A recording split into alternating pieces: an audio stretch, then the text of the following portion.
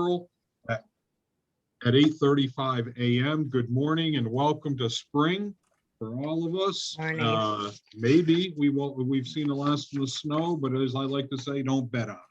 So here we go. We have a couple minutes to look at here. The first was back on March 9th, last month's meeting minutes. And are there any edits or corrections or adjustments that members of the commission think need to be addressed? The only one that I saw was under old business number 2, and the motion passed. I believe it was Commissioner, not myself, Hawkins and Gavin. Am I correct on that? And therefore I ended up voting to break the tie. So I think instead of that should be Mr. Hawkins and Mr. Galvin. Am I correct on that, Morris? Yes. Okay, I will Okay. correct that Yeah. for the record. Yeah. Old business number 2. Okay. Yes, under old business number 2. Other than that, I didn't see anything else. Did anyone else see anything other than that? If not, can I get a motion to accept as amended? I'll make the motion. Wait a minute, Morris is I got I'm sorry, Jerry, I didn't interrupt you there. On this second one here, I just want to recall that you have it in your notes because underneath old business, it said motion passed by Commissioner Rasmussen and Galvin opposed. No, that would be Mr. Hawkins, Mr. Galvin opposed. That was the 2-2, and I broke the tie. Am I just called Galvin now? Like, is that slang? Oh, you want to be known as the Grand Poobah of, what town are you in? Farmington? No, I just wondering. I mean, just everybody else is a commissioner or Mr. and I'm just Galvin. She has commissioners with an S, plural. Good catch. Yes, it was, She didn't dish you. no, it would have been redundant to put Commissioner Hawkins and No, but Commissioner. what I don't Galvin. know is, I don't remember opposing something. Did I, on seeking approval of sample selection? Was I opposing the 2 months or was I opposing her sample selection? I don't remember not approving a sample For selection. Sarah Thompson? Yeah, I thought that was the 2-2 split, John.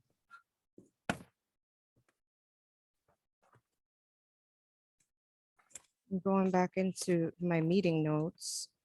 Yeah, I don't have mine in front of me, so. Yeah, I did the minutes and kind of just packed away the notes, but I'm going into it right now. They're right here for that one. For old business 2, Sarah Thompson, come back in 2 months. Hawkins and Galvin opposed. Barron and Sepso were in agreement. And I And cast the. And Commissioner Rasmussen cast Yes. the tie-breaking vote. okay. You okay, John? Yeah, I don't remember. I remember, so I remember it clearly. Okay, It's also recorded also. okay, I'll let it go. I'm fine. Do I get a second on the motion? To accept the amended minutes?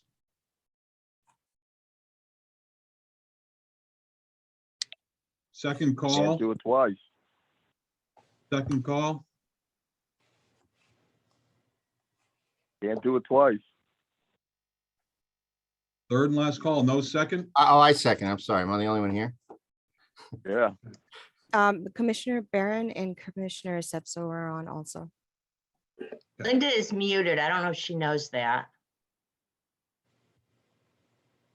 I requested for her to come off of mute. Now I'm, okay, yep, Okay, she's off of mute. I'm off now. Okay. Commissioner Okay. Sepso's there. All right, say ayes, Aye. Aye. Aye. nays, abstentions. Okay, we passed the amended minutes. Then we had minutes from the April 6th special meeting, which was last week. Are there any edits, corrections, adjustments to be made? Hearing none, can I get a motion to accept the minutes of the special meeting of the 6th of April of 2022? I'll make a Make a motion. motion. I'll second that. Norris, John with a second. Discussion? Hearing none, calling it to vote. Ayes, Aye. Aye. Aye. nays, abstentions. Hearing none, we pass. Okay. So we've gone through the minutes of our previous meeting here. DCP Investigation Division, any update? A couple of things. You had wanted last time to know about the retiree status. I ran a quick report. And right now we have 24 that are in retirement status. Doesn't mean it's this renewal, but since it's gone into effect, we have 24 people in that status. We've had 2, I want to say, so far this renewal cycle come through and request it. So that's that. And regarding complaints, we did get 2 new ones in.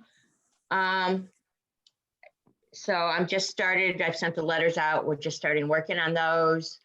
And the 3rd complaint that came in was able to be opened and closed with a phone call to the appraisal management company because the person was complaining they hadn't been paid. So a quick phone call and they got paid. Okay. I'm going to ask one thing. If we look under old business, we have monthly report from complaints received by DCP. For beginning in May, if we could just have that portion part of the DCP Investigation Division, I think that ties in more. Right, just combine it all. Yep.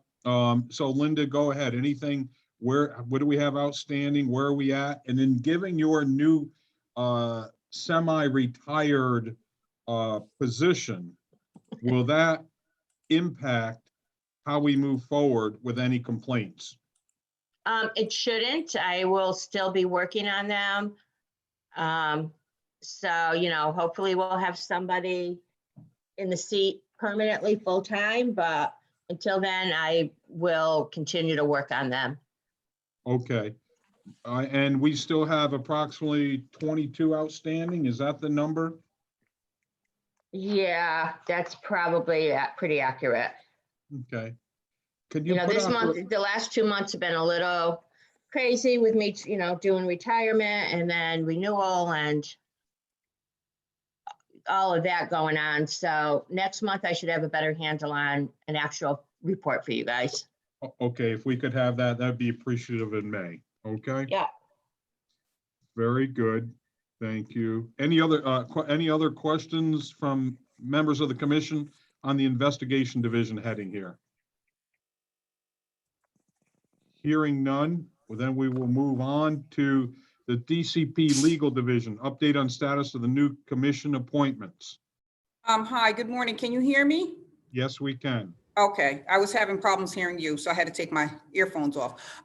I have no update as to the status of the appointments, but I can say that I did meet with Marcy Silverman as a potential member, and we talked about, what the responsibilities are. She may join the meeting a little bit later if her time allows her to do so. I think Terry Jo has sent her the information, or I had sent her the link, and other than that, that's pretty much it. I don't know what's going on. I think Terry Jo had also followed up and did not hear anything back relative to the status. Okay. Who is Marcy Silverman and what is the status we're considering? Marcy Silverman was someone who was interested, who may have an interest in joining the commission. And I hadn't just invited her to come to a commission meeting just to get a sense of what the meeting consisted of and what type of information is reviewed and, just to get a hint, because I think she has some concerns, time-wise, what her commitment could be. Okay. So this would be someone who would come on as a commissioner. Okay. This is a person who would come on, who has an interest in coming on as a commissioner. Okay, thank you. Yep, thank you. Okay. I know this is a redundant question, but I think it's fair, being it's April, to asked this question is it was a fire drill in January to get all the folks in place, get it over to into the commissioner, get it over to the governor's office, and it made it sound like it was imminent for, you know, some new members to be put forth, and then to help Linda, who has been more than generous with her time to, you know, want to retire from this. And here we are now, essentially 4 months later. So it looked like it was a major fire drill going on. And then I wondered why everything went poof, you know, and stopped. Is there anything that you could fill us in on the commission of why that has occurred? I don't have any other information, unfortunately. I mean, Okay. I don't have anything else. I don't have Okay. any direct pipeline or, you know, Yep. communications. I mean, I have to go through the chain of command, and Yep. that's what I've done in this instance. I cannot tell you why it has gone like radio silence, but again, we will follow up with our deputy commissioner. That is our, you know, designated person to, you know, move this along, if you will, to facilitate this. Okay. Hey, Jerry, Yeah. I'm sorry, Mr. Chairman, I'm sorry. Since I worked in the governor's office a long time ago, Vicky's doing it appropriately. Yep. Just deal with the deputy commissioner, and whenever they do it over at the Capitol, it will get done. You guys they've done their part. It's Yeah. the second floor over at the state Capitol, and Yeah, whenever they do it, I understand, Norris, do but I'm also I know, concerned Jerry, I with Linda, understand it too. who's, you know, she's on a month-to-month and we thank you, Linda, for doing that, but we can't blame her if she says enough's enough, and now we're down to, Yeah, I as know. we know. Jerry, I had the same concern. I Yep. wanted to call. I almost made a decision to call over there myself because I know a few people, but it's. Yep, we'll follow the I process. think it. Jerry, which Yeah, Linda are it's a you process. talking about? You, Oh, I'll stay on until you don't need me anymore. Don't worry about it. okay, we're trying to be fair, that's all. No, it's fine. Okay, As long as she doesn't have to drive to Hartford, she's good. Yes, if you told me I have to drive to Hartford, all bets are off. okay, Yeah. fair enough. Okay, we'll move on to the next one. Or are there any other questions on that? I'm sorry, folks, didn't mean to push that through here. Okay, ASC, anything from our friendly folks in DC? There's not anything. I will start the CE audit in the beginning of May. We will flip everyone to inactive on May 2nd because May 1st is Sunday. So licensing will flip everyone who is not renewed to inactive, and they will have to reinstate. So I can start the audit. Also, in case anyone asks any of you, because it's getting to be that time, about they need to update the AMCs, they need to update FHA or VA. The ASC is updated weekly this month. However, the ASC will not flip their license to the new expiration date until May 1st because their current license is still active. And that's how they do it for every state, and they've done it that way for 3 years. So people should know, but I'm still getting calls about it. So, you know, if anyone asks you, it'll be done May 1st on the ASC website, and that's their policy. Yep. Okay. Hey, all right, we know what we know, okay? Yeah. All right. So that's all I have for that. All right then, great. Any questions from members of the commission with the ASC or members of the public? Hearing none, we will now move into old business. And number 1 on old business is Paul Ramuni, RSP seeking extension of provisional license continued from March meeting. Is Mr. Ramuni on with us this morning?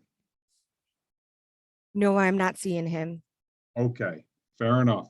I have some questions here. So Linda, I'm gonna ask some things here. I want to make sure Okay. I understand this. Okay. 6 years ago, Linda, correct, I'm sorry, we made a flip switch over, and there were that people, we began their time clock moving forward again, another 6 years. It was kind of a Correct. gift, for lack of a better phrase. That's my words, okay? And if I remember correctly, Mr. Ramuni said last month that he had only taken the USPAP, the principles and practices courses to get the provisional license. Am I incorrect with that remembrance? Yeah, that's how I recollect it too. Okay. And am I correct that Mr. Ramuni did that approximately 12 years ago? He took the 3 courses 6 years ago because everyone who started over had to retake all the classwork. Okay. So then, So all they right, had fair to enough. retake it. So But then he he took was- that he was- 6 years ago. All right, so he was part of that group, and there was Mhm. maybe 10 or 12 of them who had to fall into that at the begin there. They could have either or. We gave them that either or choice 6 years ago. Correct. And there were about a dozen thereabouts who opted for that option and moved forward. So now fast forward, 6 years has come to completion here, and he was asking for another 6 years last month. Am I correct with that? Right. Which obviously you guys were only doing 6 months, Right. but we had told him to come back this month with an actual plan because he didn't seem to really know what he was doing going forward as far as how he was going to get everything done. Well, as we're here, and I know I only vote on ties and what have you, but that's why I had all these notes on the plane here, or one of the plane flights going through here. And that's why I wanted to make sure I understood this clearly here. Even if given 6 months, there is no way anyone's going to get, given with the history of what's going on here, the number of classes and so forth, to get through it here. Okay, let's call it what it is. And therefore, we've had someone in here for over 6 years because he was licensed before that. Mm-hmm. And then, and so forth. So we've only gotten the 3 classes done to become a provisional, and there has been no movement forward. Am I correct with that? Correct.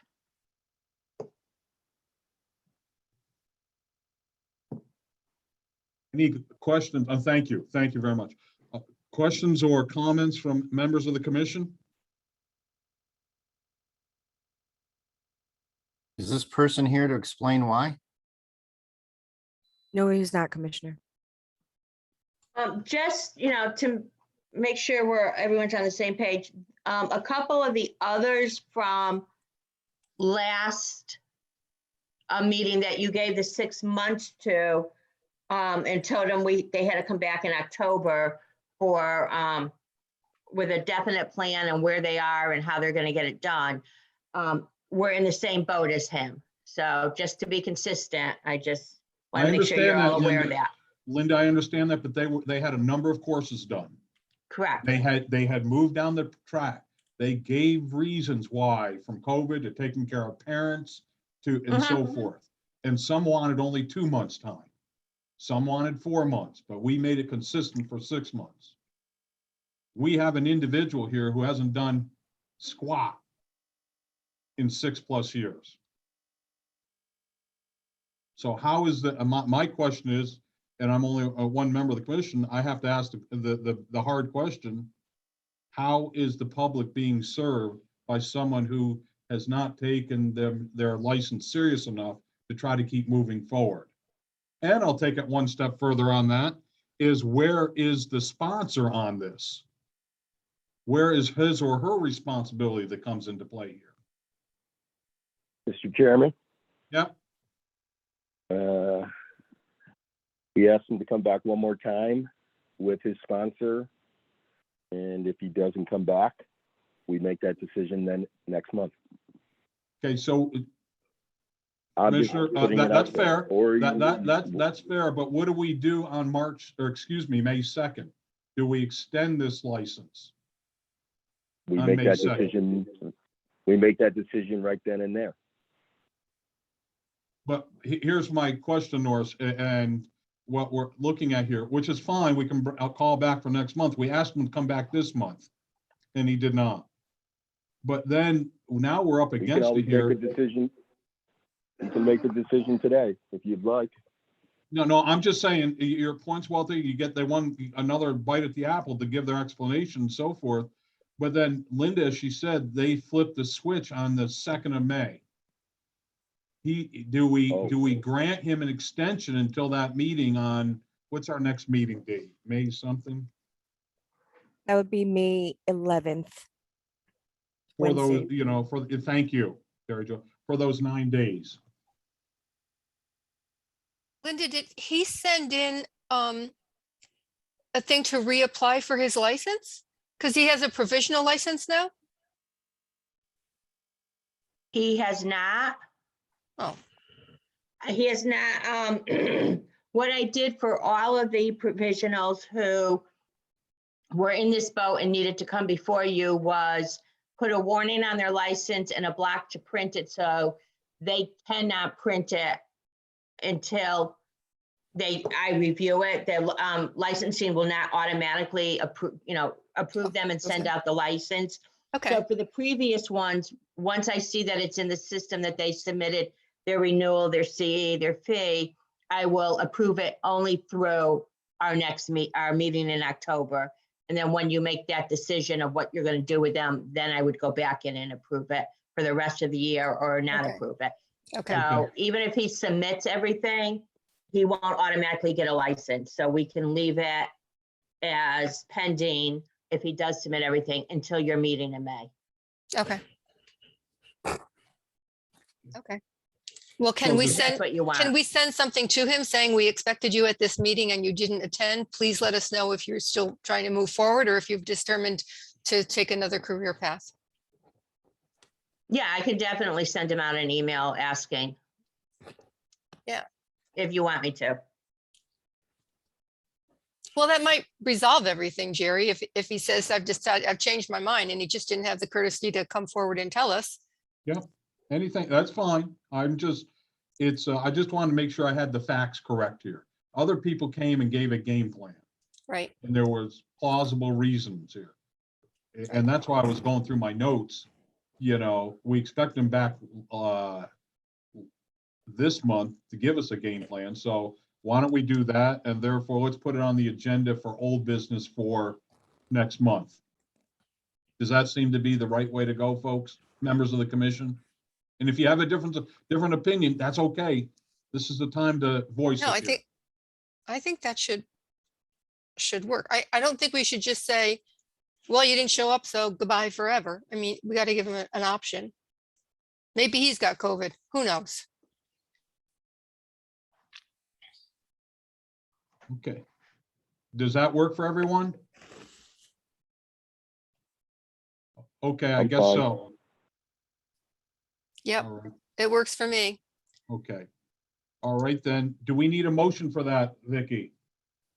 Yes, the only thing that I will also say is that if you are going to send him a notice indicating that he needs to appear, I would say do it other than just email, send a certified letter or some kind of tracking so that there's a record that it was done in more than one way. Let's just say he doesn't have that email address anymore or whatever, but if he's at his same address of record, then, we have documentation that he was, contacted in more than one method. Very fair point. Very good point. Thank you. So do I have a motion to continue with this till next month? I'll make a motion to continue this until the May meeting. And we would like I'll him second in it. present? Yeah, okay, Yes. second by Norris. Discussion. So Linda, we would want him and his sponsor to be here at the May meeting. Am I correct with that? Linda Sepso? Oh, yes, I'm sorry. Yes. Okay, very good. Any other comments or concerns on this? Or just comments? I shouldn't say concerns. Hearing none, we'll call it the vote. Ayes? Aye. Aye. John I'm and, an aye. okay. Shauna? Maybe she's on mute or what have you. You're on mute, Shauna. Well, we have 3 that Uh-huh. pass. Now Okay. you were okay. We can hear you. We didn't hear you before. Did you vote, Shauna? Aye. Okay, thank you. All right, so that's what we'll do with Mr. Ramuni. Old business number 2 here, Byron Francis, RCR applicant, log approval and sample review. Mr. Francis is with us, Commissioner. Good morning. Can you please have Mr. Francis unmuted?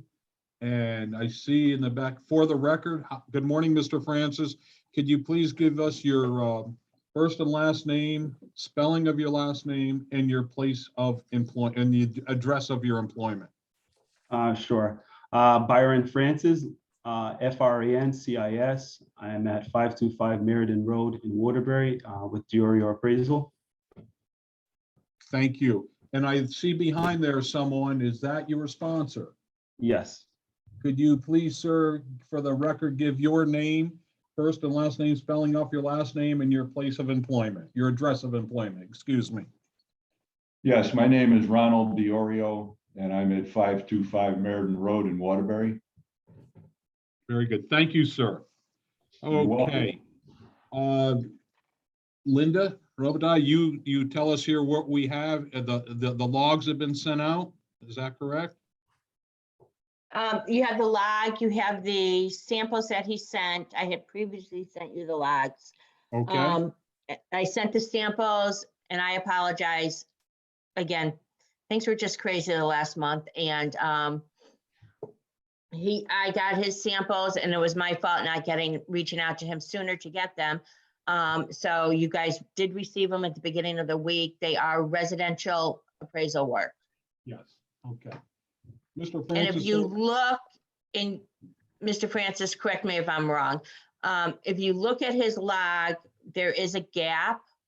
There is because of COVID, he was not working. So, but he's completed all his education during that time and he has the appropriate hours and everything. Okay, very good. Mr. Francis, this will go for about 20 minutes or thereabouts where members of the commission will be asking you questions. Okay. So you can just defend and support your positions. I, as chairman, can ask questions. I do not vote unless there's a tie. I just wanted to let you know the ground rules. Okay? Understood. You Thank you. understand what's going on. And being that, I'm going to just open up with a couple questions, if I could, on your work sample. Could you pull up the report that you submitted to us at 197-199 DuPont Place in Bridgeport? Okay, no problem.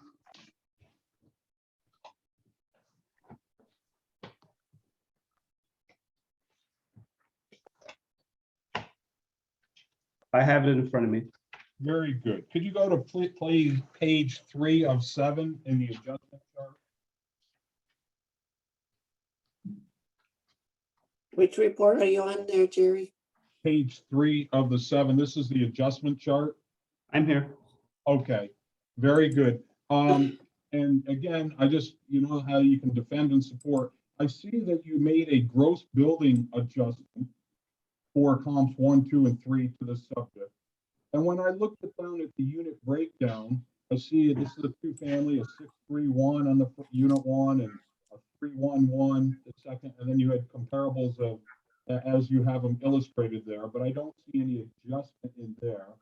And I didn't see any adjustments for your basement description as you have a 96 square foot. I'm sorry, Commissioner, you're sounding kind of muffled. Okay, I'm sorry. Can you hear me better now? I Yeah. can, yes. Thank you. I'm sorry. I have a ding dong system here. It's not you, it's me. Okay. So I was just wondering why no adjustments were applied when you had full of basements, no basements in a subject 96 square foot basement.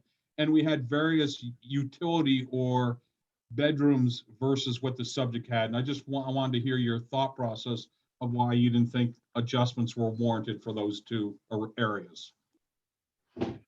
If there were no adjustments made, it's because I didn't feel that there were adjustments that needed to be made in those specific examples based on, the subject itself and also based on the comparisons.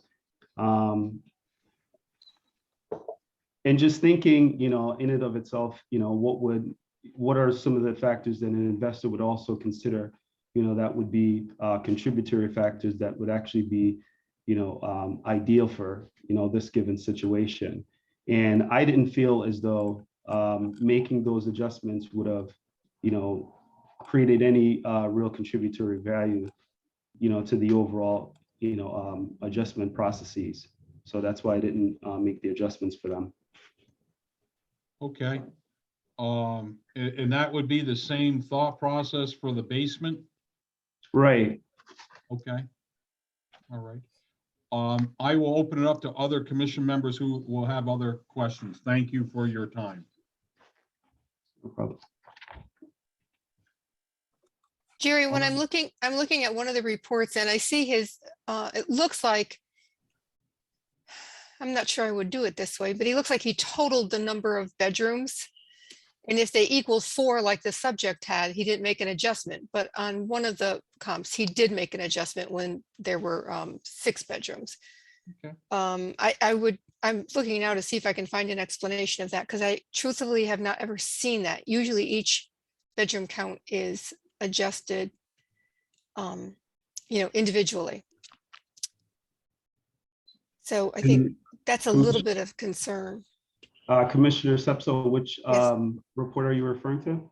I'm looking at the 197, 199 DuPont Place, the one in Bridgeport. Okay. That's the area I am definitely most familiar with. So when I got to the comparable rental data, I see that there were a total of 4 bedrooms. Okay. And there were a total of 4 bedrooms on your 2 of your comps, but your third comp, Ohio Avenue, had 6 bedrooms. And on the grid, you made an adjustment for that, and I'm not sure. And that's because it had the additional bedrooms? Because it had the additional bedrooms, yes. Right. So you made a negative adjustment against that one. So that makes sense. Typically, typically we kind of handle everything line by line. I have owned rental properties before, Right. and I'm not sure that I could equate 2 2-bedroom units against a 3-bedroom unit, which would probably get a premium. So I'm not saying it's wrong. I'm just hoping that if I get down here, I can find a good defense for it. Okay. All right. So I fully understand what you're saying. So as someone that is a real estate broker and also a real estate investor, in terms of the additional bedroom size, it's going to go a long way in terms of, what you can maximize in rent. As far as the adjustment, I did, feel like I made the adjustment for that. Yeah. And I do believe that there was some explanation given Okay, in the reconciliation portion of the report. Okay, I'm looking in the report right now to see if I can find something.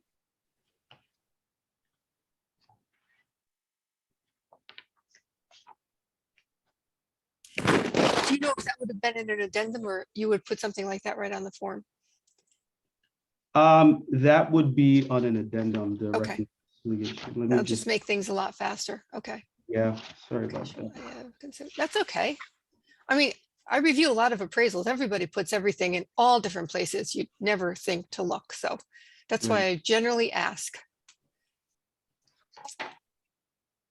Okay, got one under contract.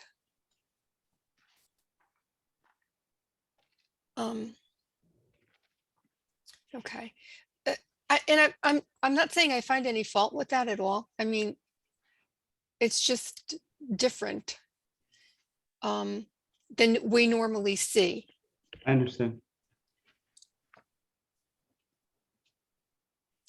Yeah. Was that because that's how you were sponsor? And at that time, it was, okay, that's fine. Okay, my apologies. I'm looking at too many pieces of paper. Strike that. Oh, no, you had a Karen Sausalito, right? Was your, am I saying that correct? Who was the Yeah, supervisor of Sausalito. this assignment? Yep, Solicito. Okay. And Go ahead.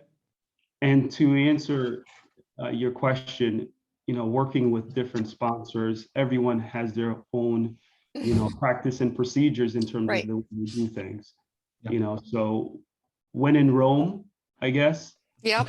And so for me, it's just like, okay, if we're going to do it this way and it makes sense to do it, and there's a logical reasons for doing it, that's definitely the way that I'm obviously going to employ, because I don't want, obviously don't want it to become an issue. And plus, if there's a good reasons for doing it, I then obviously adapt that policy of doing it. And so as far as the adjustment that was made for the comp, for the additional bedrooms, I felt that that was appropriate, Okay. for what it was. A little bit farther down on the rent schedule, Okay. you don't have down any, did you not know what the rents were for the subject you were, because you don't have down any rents listed for the current, well, there was a family and a owner and family, so was no one paying rent? Yeah, because the owner had her son living there. And Okay. it was so difficult because I had conversation with the real estate agent and had a conversation with my supervisor, and what the actual rent was in flux. So it pretty much was like a guessing game. But if there's no rental amount that's there, let me try to get there. It was because there was some discrepancy with the rent. Okay. The other thing I'm looking at now is going back to your the unit that had 3 bedrooms. Mhm. You've made an adjustment on the comps grid. You made an adjustment for the difference between 3 bedrooms. Where is it? Yeah, on comp 2. Oh yeah, yes, it is comp 2. Okay, so on the second floor of your subject has 3 rooms, 1 bedroom, 1 bath. The second floor of comp 2 has 631, and you've made an adjustment against for the 2 additional bedrooms, which that makes sense.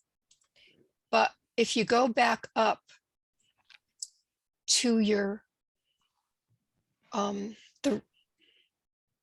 the rental data, you don't follow through with the same, you've got, I guess it's just like, I would want you to be explaining for each time this problem with the 3 bedroom and the 1 bedroom came up against everything with 2 bedrooms or everything with 3 bedrooms, that there would be an adjustment that seemed to follow through all the way. It would be a very similar adjustment, and you didn't do that. So it's just a little bit confusing, but I'm not disagreeing with the appraisal at all. I'm Okay. just really picky. All right. I fully understand. But otherwise, I'm going to grab and look at another one. But otherwise, I think that I'm okay with this. I just want to comment on this report before we jump off it. I just Yep. want to caution, underneath the comparable rental, on the analysis of rental data and supporting for estimate of market rents for individual, that line item there, your range is very broad. Now, I know you're describing what's going on in the market, Right. but I just want to caution you that our job is to go out and really, pick a property and then find the market in which that property participates in. Right. And so often I find, just caution you not to be more specific is what I'm saying. If your rental market for your 3-bedroom units is, if for instance, you have 1,300 to 26 to 2,650. Well, if the 1,300s aren't really comparable because of whatever, and the 2650s are just far superior, you might want to narrow those ranges down when you're looking at your data, just so that it's just not so diverse. The only reason I say that is it opens you up to an argument if someone's saying, well, why aren't you picking 1,300 or why aren't you picking 2650? You're narrowing down your data to what's more comparable to your subject property. And then also, you have a comment, proximity near or location on main roads and major routes has no adverse impact on rental potential. Well, I just caution you to not be so accurate, because appraisers we're not accurate. I'm just using this as an example that, Right. you know, there may be a case, you know, I had a property one time that, you know, on the main road, no, but there was a highway overpass that came over, and when you're on the third floor on that side of the building, they couldn't rent those units out. So it did, and the rents had to be reduced. So it did have an impact. Okay, so I'm just saying, just be a little more conscientious in the selection of your wording, and not be so specific, so that you don't pigeonhole yourself into a situation. As time goes on, you'll probably end up doing some litigation work, and you're going to find out that these sentences can get you in a little trouble. Okay, thank you. Okay, I have another question to ask you. This is on 27 Walnut Street in Watertown. It's a single family house. Yeah. And I'm looking at the grid. And the grid where it says basement and finish and then rooms below grade. You've typed in 53. That definitely was a typo. Okay, see, here's my thing. There are no typos when you're doing an appraisal report. And there certainly are no typos when you're sending one in to us. So, I mean, I see the other ones, and I'm assuming that that was either rooms below grade meant the number of rooms, not necessarily just the square footage, but I'm assuming that that was maybe 530 square feet, or there Actually, is I think I know exactly what happened here. okay. Sometimes in the software, when you pull it up and you go and print it out, for some reason it changes that. That definitely wasn't what we had in our hard copy. What software do you use? Total. Okay. And it's Okay, done I'm that- gonna give you a little hint that you can use for the rest of your life. And that's either print out your report, especially the grid, or do it on a computer, but take a ruler and go line by line, because you see things you will never see if you're just reading the report. Okay. Thank you. Okay. I've trained a lot of appraisers, and I train them all to do that. And I still do it myself, because it's amazing. If I finish a report at 11 o'clock at night, and then the next morning I get up to read it, there's so many things that I did wrong. It's impossible for me to understand. So yeah, you really need to take it off of, do something different to review. And I've found that if you can print it out and run a ruler down, you find all kinds of things. And That's then you good can advice. change them. Okay. That's good advice. Absolutely. Because this is one of the things we never want to see Great. up here is an appraisal with a mistake on it. Great. Okay. But I mean, I think other than these little mistakes that we've seen in these two appraisals, it appears to make sense, and they look as if they've been defended. So I'm not against you moving forward at all. I have a few concerns. Can I go? Yeah, go ahead. Shauna, Starting with 5 Craigmore Road. All your comps say they're over 22 miles away. And when you go to the map, your subject's in the wrong location. I'm sure that was just another typo. I don't know why that is. That's definitely not that. Because I printed one out. Could I see the hard copy to that? Because it's definitely not 22 miles away for the comms. Shauna, what Yeah. report was that? I see what it is. 5 Craigmore Road. Thank you. And then my next question would be, on the site, you have one that's a little more than a half an acre. You have 2 that are just about a quarter of an acre. You made no adjustment. Why? Okay, so in terms of the, to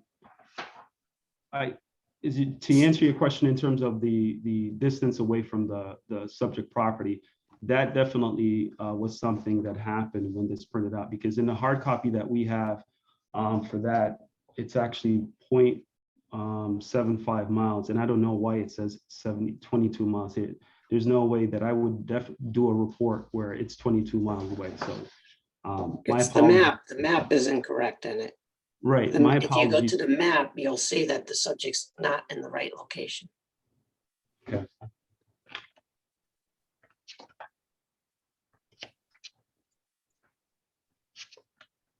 The software figures out how far away, and if your subject's in the wrong location on the map, all that's going to be wrong.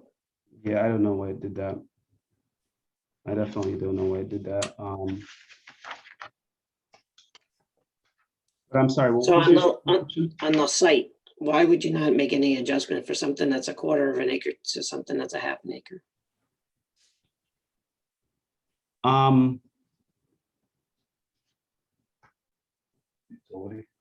I think that, you know, one of the number one pieces of it for me is definitely the site utility in and of itself, you know, and based on my experience. I mean, in terms of the size of the property, even though the subject is, you know, significant in size relative to, you know, the comps that are here, the usability utility is going to, you know, weigh heavy on this. And in driving around and looking at the comps and then looking what I have for this subject is going to determine as to whether or not I'm going to make that adjustment.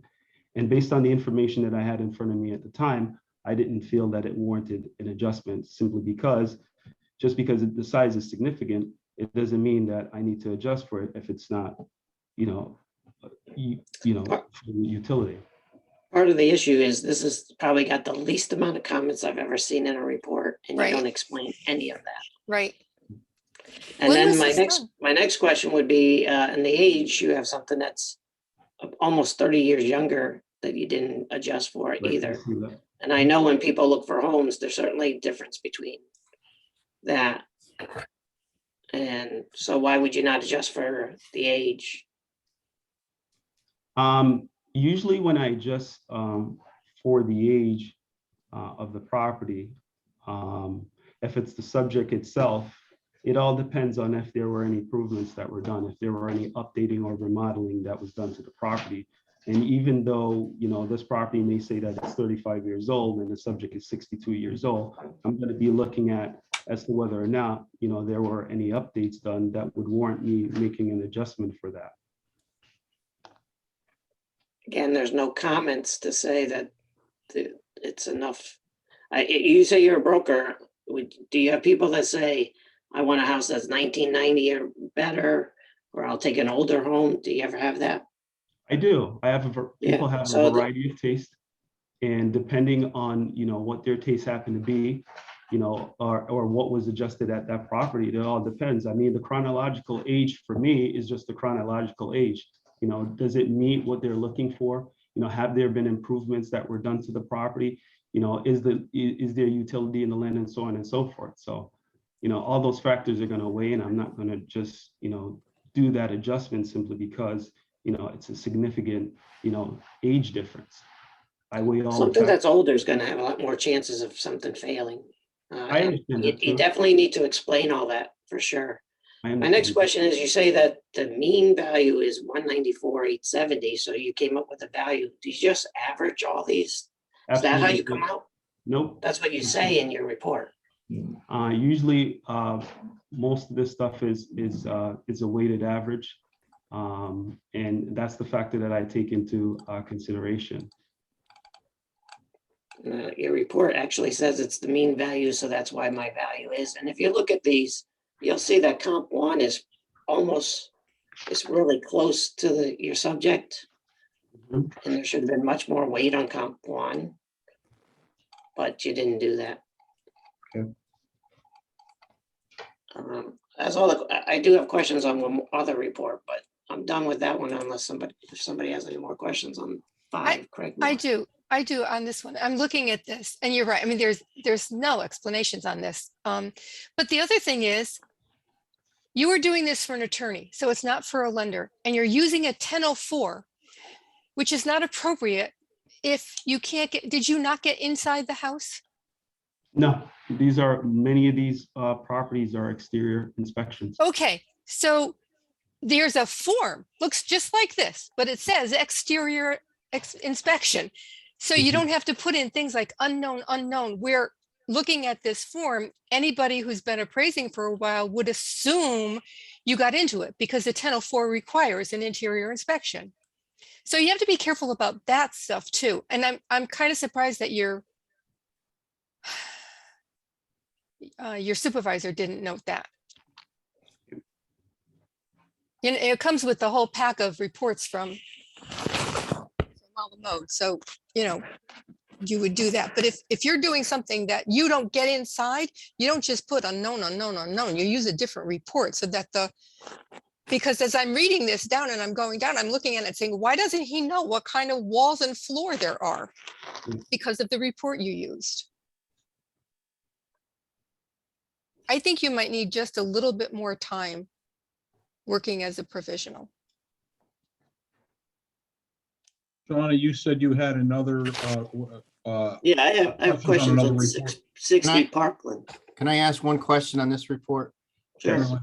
Byron, and this question pertains to the competency provision of USPAP in terms of geographic stuff.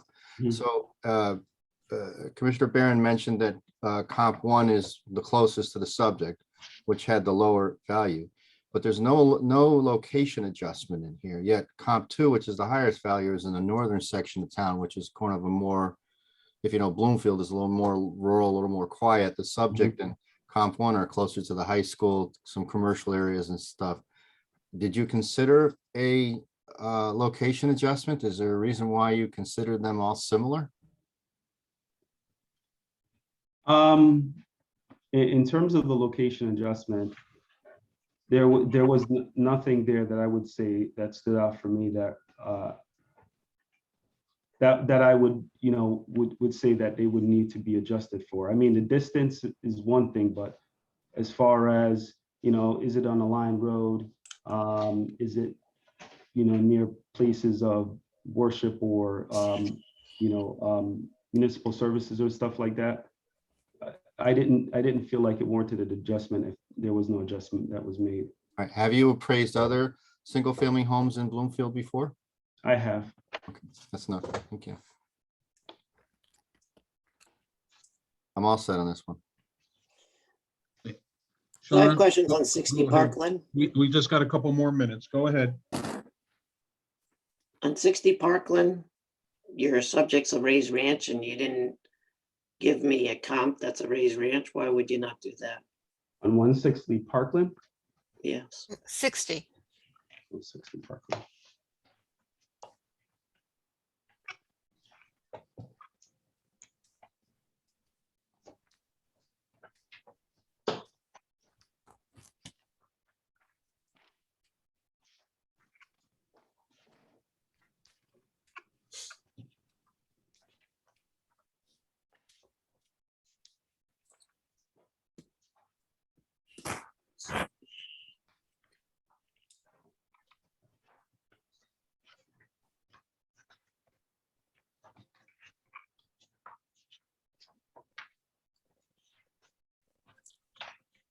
Okay, so for 60 Parkland,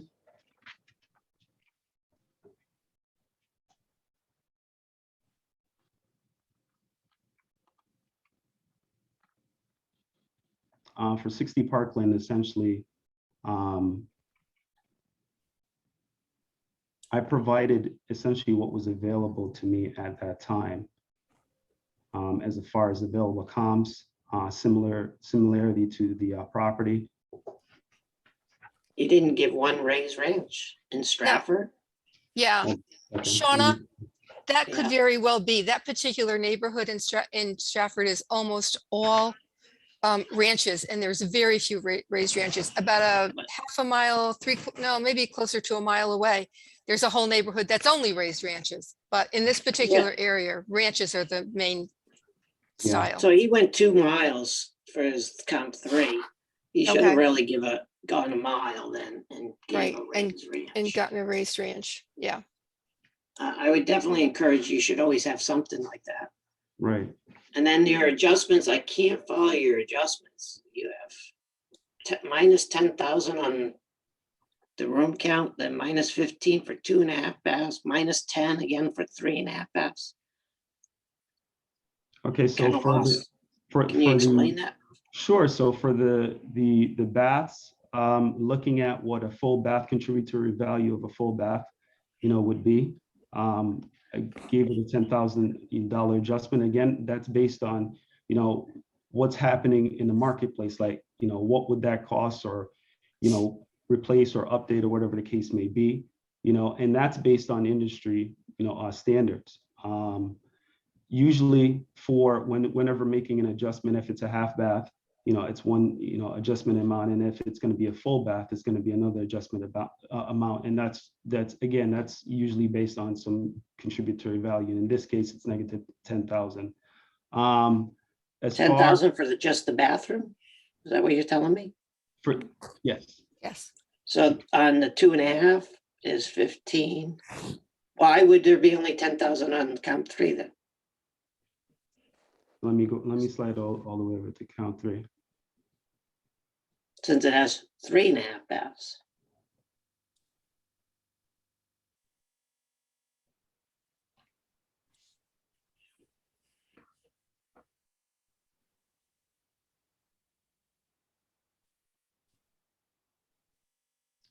If count 3 is not quite sure why that was the $10,000 adjustment there. It would have definitely been a higher adjustment for that one instead of the 10,000. I was reading about the subject. I didn't even know there was an accessory unit. And I was like, what? Where's this accessory unit? When I got to the comps, then I saw that you checked accessory unit. I looked on your room layout, and I didn't even know where that was. I don't even know what's in the accessory unit. Again, it's just going back to how much detail you write about these. Mm. I definitely don't think you're ready to move on at this point. I have no more questions. Commissioner Hawkins, any questions? You've been silent through this process. No questions. Okay. Any other questions from other members of the commission? Okay. Mr. Francis, thank you for coming before us. The members of the commission, do I hear a motion for the floor? I'll make a motion for Mr. Francis to come back in, I don't know, maybe 4 months.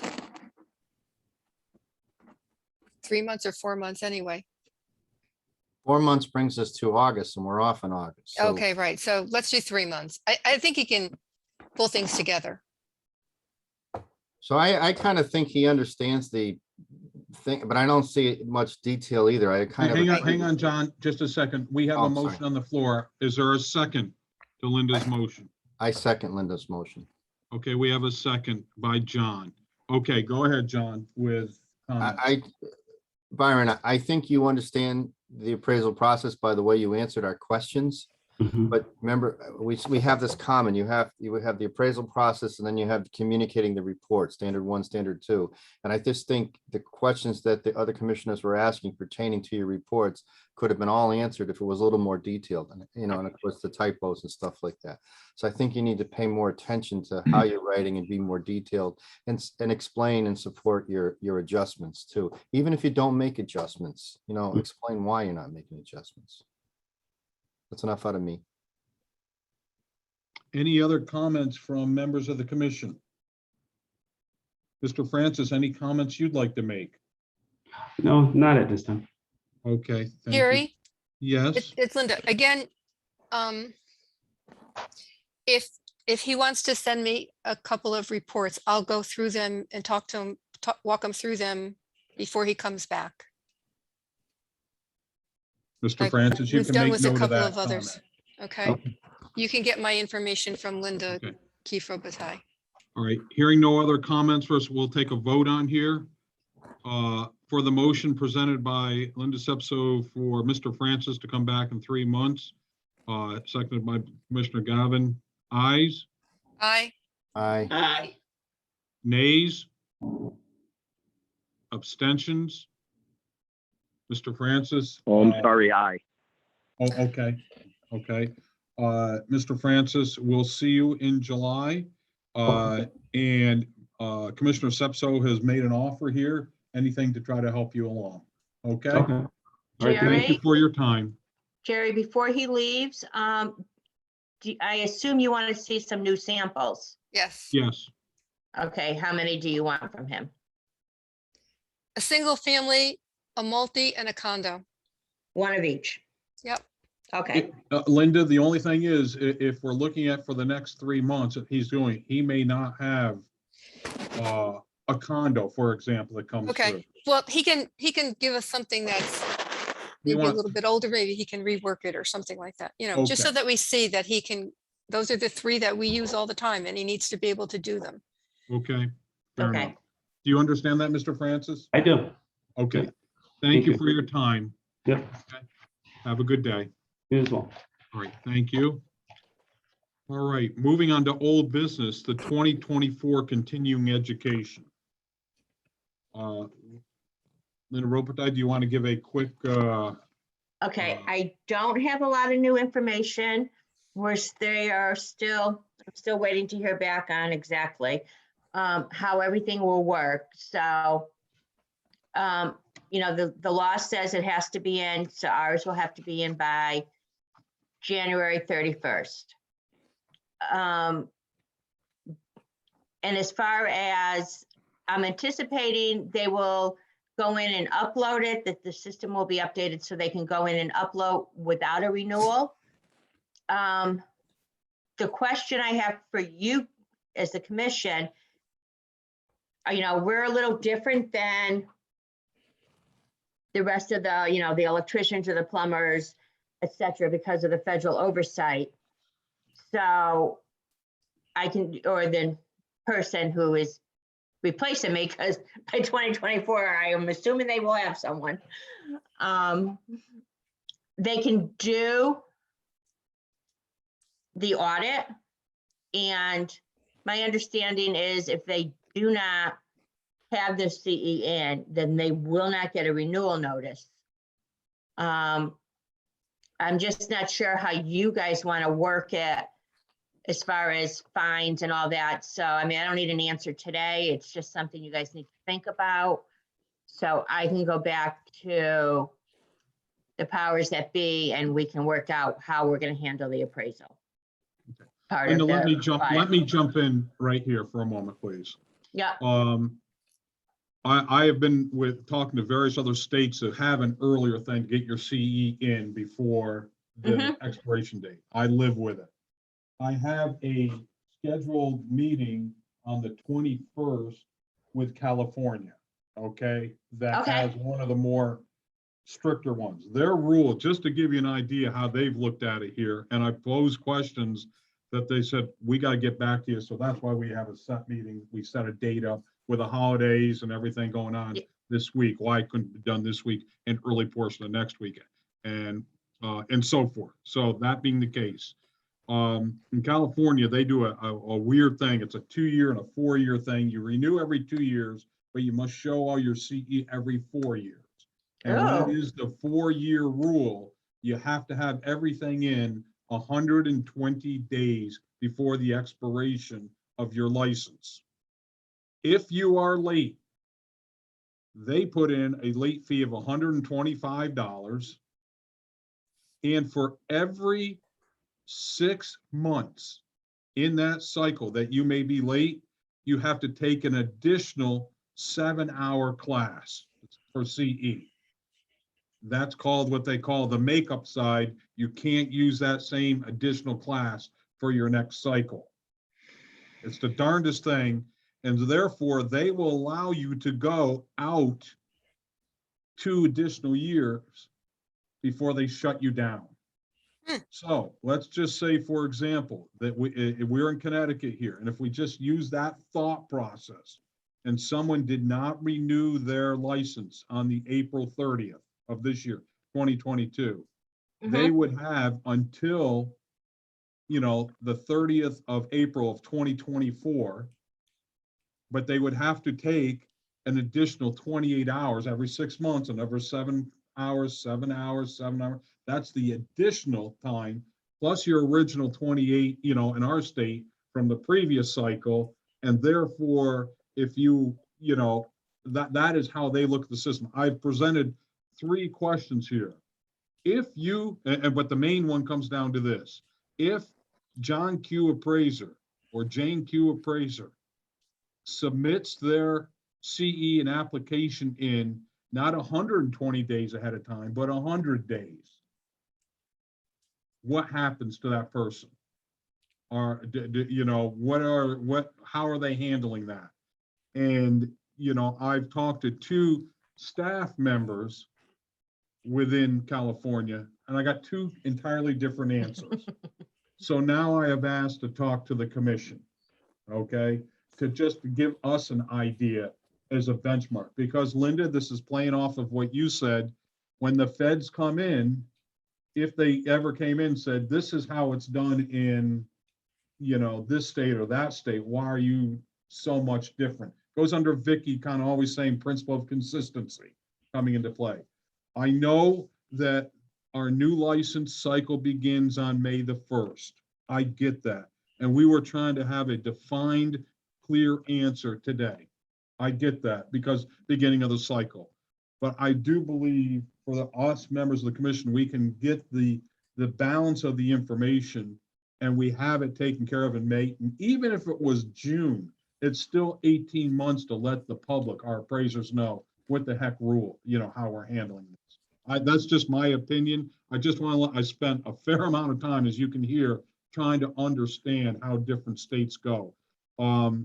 You know, if you're Alabama, theirs is just a 30-day time period beforehand. And if you miss it, guess what? You pay a penalty. Okay. They don't have the additional course requirement, you know, and so forth. And, but I just wanted to let everyone just give thoughts. So it's open to any other questions or thoughts or concerns from members of the commission. The only thing that I wanted to say is that perhaps that's one thing that Linda, the intern, can look into to see what other, you know, states are doing to get a sense of what we could or should do. But in terms of, you know, when it's going to be implemented, that's another question, because this, I'll say the cycle, if you will, starts, but, you know, like we're saying May 1st. I don't know if it should have already been decided or not, but that's not for me to say. I can always, you know, put it out there, but maybe just have the intern just get a handle on what Okay. other states are doing, because this is new for us in terms of the requirement that they have a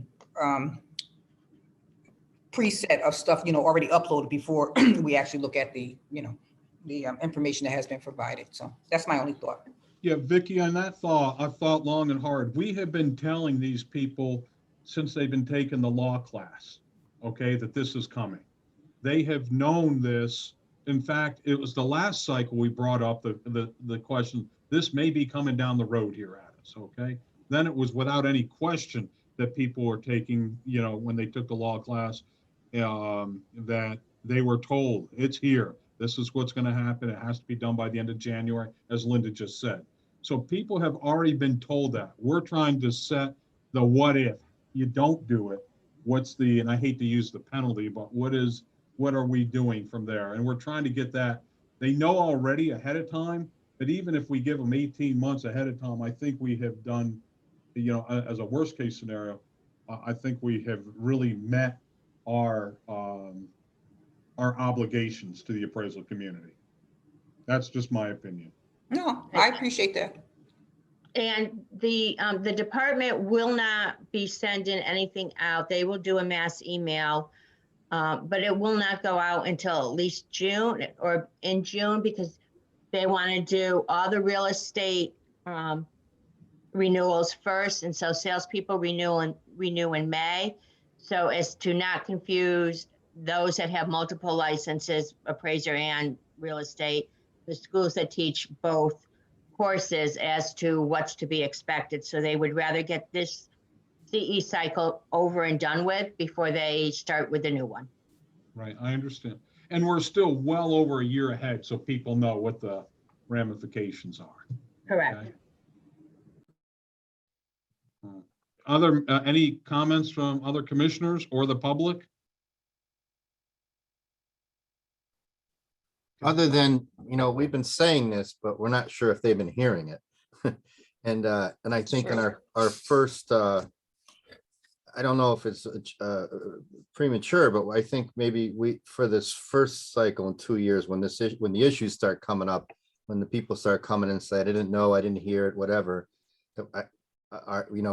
Maybe we have to come up with a policy ahead of time of how we're going to handle them. So we're consistent and I don't know, I'm just throwing that out. We might have to be more lenient in the first time around than going forward as well. John, we've been talking about this in 2 cycles now. Yeah, I know. Jerry, I know. There, and Because, yeah, technically it's in effect. It was in effect for this cycle. But it was just, we decided it was too short of a notice that it went into effect in October, that it would have to be done in January. So technically it went into effect in October of 2021. All right, so maybe just a suggestion, but we actually, as we're writing this law module, that maybe we kind of pound it home in a couple of more slides in this particular one, law module for this cycle, so that and maybe throw up what the punishments will be if we decide on those, etc., so that we're getting it out there more. Yeah, and John, I think we are doing that, as you want to use the word punishment, whatever I call it, ramifications. If we don't have it done next month, we have it done by June. Even that, they're 18 months ahead. Do you know what I mean? So we are really trying to be ahead of the ball, and we gave a grace period already for this cycle. Right. So to just following up on Linda, because when this thing came through, that wasn't fair to the appraisers, and frankly, also, I don't think it was fair to the schools either, to be hit with something like that out of left field. No, I agree with you. It's just, a lot of people, I hate to say this, but we know this, they go to the law module and they're not always listening. And so I just think if we bring it up in a couple of slides, it gives a couple of more opportunities, and then there's no excuse. They've taken the law module, no matter what school they're taking it for. It's been discussed, just in case, if it's in there a couple of slides, I'm just throwing this as an option. The instructor, if he misses a slide because of time, there's another slide in there too. Yeah. Thanks. Okay. Commissioner Rasmussen, Yes. it's Jackie. Do you think, and this would probably be more of a Linda or a Vicky question, is it possible for you to put something up on the state website, not as a PDF, not as a download, but on the DC, on the commission page itself regarding this, bullet it, bold it, so folks see it? Yeah, we will. The new change, because I think that would be very helpful. When folks get to that page, it's kind of confusing. There's a lot of drop downs, a lot of PDFs. So I think if it was more visible on the state website, not as a PDF, that would be beneficial to the appraisers. Okay, and we will also be sending something out to all the schools. So, the schools, I am sure, will also be in their advertisement to the students stating this information. Yeah, absolutely. But I think if the state can put that up there, that would probably be beneficial as well. Thank you. Okay. Yeah. Any other comments? Thank you, Jackie. Any other comments from the public and or commission members? Okay, I will hopefully have answers, and as the process, and I will not wait to the last meeting. So to give you the food for thought, once I have the answers, hopefully the end of next week, I will send through Terry Jo. She'll distribute it for everyone to look at. So you've got 3 weeks ahead of time to noodle it, think about, and what have you. And we're trying to do, all right, what are the ramifications? I also come back that we are a profession. People should act professional. And being professional means keeping up on your CE and on a timely basis. You've all made good points, because we're going to be talking about, I'm going to segue, because we're done with this one, hearing nothing else. I'm going to take from the new, and I'm going to go out of order here, because Terry Jo just sent over here. We have 2022 CE. And I think that from Linda Robitaille, you are talking about what kind of, and I'm going to use John's words, penalties or ramifications are if people don't meet their things, and therefore, you know, when we do the audit, they come in and the fines and so forth. So Linda, I'm handing this over to you right now. We're talking about 2022, the one that ends in 11 days or whatever it is, 17 days. I don't even know what today's date is, but anyway, to make a long story short, what did we do last time? And therefore open up discussion to members of the commission. What do we want to do this time? Go ahead. Okay, so last time and in the previous 2 or 3 cycles, it was a $400 fine. We gave them the option to complete their CE and send in the fine without having to come to a compliance meeting. And with COVID, we basically said, if you don't want to do that, you can waive the compliance meeting and come just before the commission. And, you know, most of the people who were not in compliance finished the CE and sent it in with their fine. So this time around, they were told they had to upload it. We told them that last time and many didn't.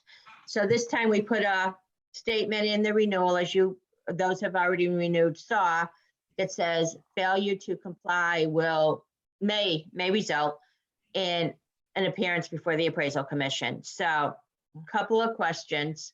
One, what do you want the fine and how you want it to work? And those who actually did do their CE but just didn't bother to upload it, do you want them to come and attend a meeting? It's an open forum for members of the commission. You know, I think the second part, and I'll answer the first, my comment on the second part is, I don't think if they've taken the CE and it didn't upload, it may be just a simple technical thing. And I know there's still people having difficulty out there. So I think if they do that, then they comply. I don't think they need to come before us. And I think even if our intern is auditing it and doing that, he can maybe handle that for us. Okay, the other part of that is, if they renewed back in March, ignored the thing about doing the CE, and then wait, and they took it the end of April. Well, that's a So- second issue. That's a second. Right, that's a So the- separate. Yeah, so about the I think we need to commission. break this down. So if it's the one, they fall in a little matrix here, the first category, then it's just a technical thing, let them upload it, they're off. The second one, I think, is an ethical thing, because they're saying they did something, they didn't do it. I think they need to come before the commission, and then we got to figure out how we can handle that. The third thing is the most, trying to think of which word to use, and that's bouncing around in my head right now, but I keep remembering that damn guy who came before us, who didn't take a single class and said he did, and all he got away with was the $400 fine. I mean, I think that's a lot more serious. So I think that third group definitely has to come before us and explain what they did and deal with it. But the second group, I don't know. That's a good thing. I'm not sure. Enough out of me. Other, Norris, Shauna, Linda, thoughts or comments? The problem I have is that you cannot go forward without putting in any CE.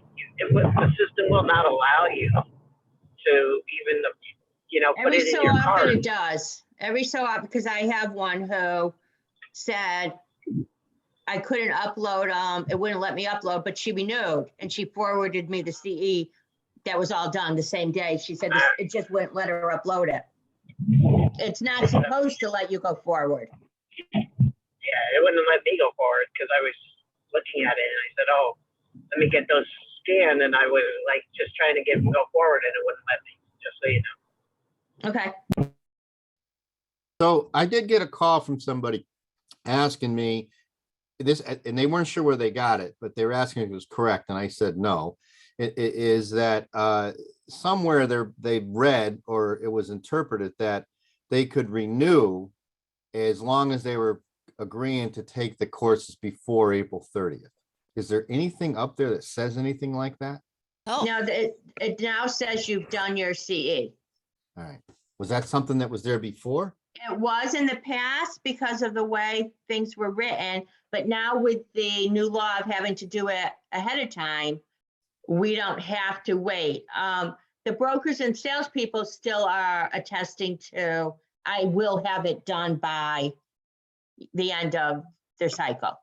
Okay, so maybe we can make a suggestion that if they renew and then take their classes, if they renew, like you said, in March, and then don't take their classes until the end of April, that the penalty could be that they have to submit some suggestions for slides for the law module or something like that. Because there may be, I'm sure there's going to be somebody who still thinks that because it was like that last time and didn't hear that, hey, we changed. Unless if they get through, like you said. Right. Well, if they read the renewal notice and answer the questions as they go through, they should understand. Okay, well, then there's an ethical thing. That's an ethical. Right. Absolutely, it's an ethical thing. It's, you know, North, Linda, Yep. any thoughts, or, and Shauna, any other thoughts? Here, now, let me throw another thing then out. If someone is 2 hours short and subject to, like last time was 400, and someone was 25 hours short and subject to the same fine, is that equitable? There was a time where we would fine $100 per hour that you were short. Okay, that got changed with different commissioners coming into play over the years. This thought process was that was more of a equitable thing, or should we consider a two-tier system of if you're short X amount of hours or you didn't upload, that's one thing. Next time I will tell you from people that I know that we hit, boy, once they had to write a check, for the most part, although there was one, I will not mention his name, you know, who seemed, why am I always getting audited? Because for 3 cycles, you keep messing up, you know, sooner or later, you're going to get it. Okay. And that's, you know, and that's what happens. But when people have to write a few, you know, do-re-mis, isn't it amazing how they start following the rules? So I just open that up for conversation purposes. So the last time, just John, the last time we had this, the time before COVID, when we had the gentleman who came before us who did not take a single class. Do you remember that gentleman from Rhode Island? Yep. We researched this. I remember Linda and Vicky researching this, and if I recall right, because this still sticks in my head, this bothers me, that we came back and the DCP said the most we could find was the $400. I remember Shauna was asking about this too. Has anything changed since then in terms of these fines, or are we still you know, restricted by what we can charge underneath the DCP umbrella for all the commissions? You know, it really, that was, you know, the administration that would not let us raise the fee or the fine, I should say. I am looking right now to see what the reg says. I think, Vicki, correct me if I'm wrong, I think it's $1,000 max. I think there was some change to the regulations about fines amount, but I think that was for like home improvement people. I would have to check. My thought is, if I may, as a commissioner, Jerry, if you wanted to submit something to ask, if you have some proposal, we can, you know, submit it to the commissioner and see what their, you know, position is. I'll say that, see what their position is, if you want to do that. That way you don't run afoul of there being anything inconsistent with what this administration has in mind. Because I can't speak for them in terms of what their position is. I'll just say that position is. And I also understand how things change, giving the winds, giving the wind, how it blows, given that we have a major election year in the state of Connecticut this year. So I understand the realities, and that's why this seems to be always a moving target every few years. John, The other thing is, I don't know to what extent, you know, the pandemic will impact what decisions are made or how it is that you know, other boards or commissions are doing their fine or assessment. So my thought is if you put something in writing, I can get that to the commissioner, or, you know, Terry Jo will do it, you know, get that to the commissioner, and we can get a sense of what the position is. Kind of agree with that. I agree with that. But I think we should word it in such a way that we're showing that we're trying to give an example so they understand. For instance, if the person who submits 28 hours, but 2 of those hours weren't approved, you know, and we end up looking at that course and say it's fine, whatever, should not be penalized the same as the person who's, you know, either says they did it and didn't, or took it after. They should be, those are different ethical things. The person who submitted something thinking they were okay and it was a good class, or technically had an issue uploading, I think those are different issues. Those are not ethical issues. It's hard to say this is more ethical than this, you know. I stole 1 scoop of ice cream versus stealing 5 scoops of ice cream. You know, you're still stealing.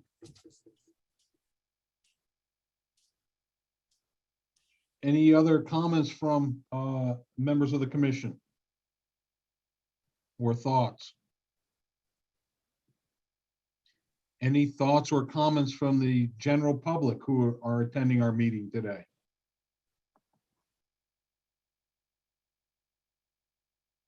Hearing none, then what I will do then, I will submit a draft to that through Terry Jo to go to members of the commission first, and I'll start it as a talking point. That's how things get going, you know, put things on paper. You can add, delete, subtract, whatever. We come to what we feel is a common element that the members of the commission feel comfortable with, and then we will send it through the proper channels up the line to be reviewed by the powers to be at DCP. Does that sound like a fair game plan for everyone? Yes, we don't have to Yes, I make a think motion. so. Yeah, that's fine. Okay, then I will do that. I will make an effort by the middle or latter part of next week to have a draft send it through Terry Jo to everybody, and also, you know, to Linda and to Vicky as well. Okay, the staff, members of the commission and the staff, and I would like everybody, if you have an opinion or a thought, to take a look at it here. And then also for any of the general public who is taking time to listen in today, if you have any thoughts or concerns or suggestions, please feel free to reach out to me in the next week with a quick little email on your thoughts, and we'll take that into consideration as well. Okay? All right then. If there's nothing more on that item, then that was under the new. And Terry Jo, I got to go back because I got way too many pieces of paper on me. And I know you tried to make my life easier, and you did, but logistic issues. Hey, I just got to let you know, I got to give you all a little humor. I won't tell you the state, Virginia, said that I got a nice little letter and said, we are unable to print out your license at this time. So please accept this letter that you have a license for the next 6 months. And the reason we are not unable to do it is for logistical issues. So I'm saying, you know, supply line and logistic issues, but you could send out the one piece of paper with a letter, but you can't send out the one piece of paper with a license. So you just scratch your head of what's going on. And I will tell you, clients are going nuts because they have to check the box. Do they have a copy of your license in the report and so forth? I've spent hours on the phone talking to clients, you know, what the issue is, and showing the email trails and the letters, and it's a mess. So just to add a little humor that, you know, what we do, you know. Okay. Kyle Hart, RSP, seeking extension of provisional license. Is Mr. Hart with us this morning? Yes, I'm right here, Commissioner. Good morning, and thank you for attending and being here. Linda, I ask you to give us a quick overview. Okay, this is his first request for an extension. He got his license 6 years ago, the first license, so it's not one of those who started over. his license will expire. His 6 years will be up in August.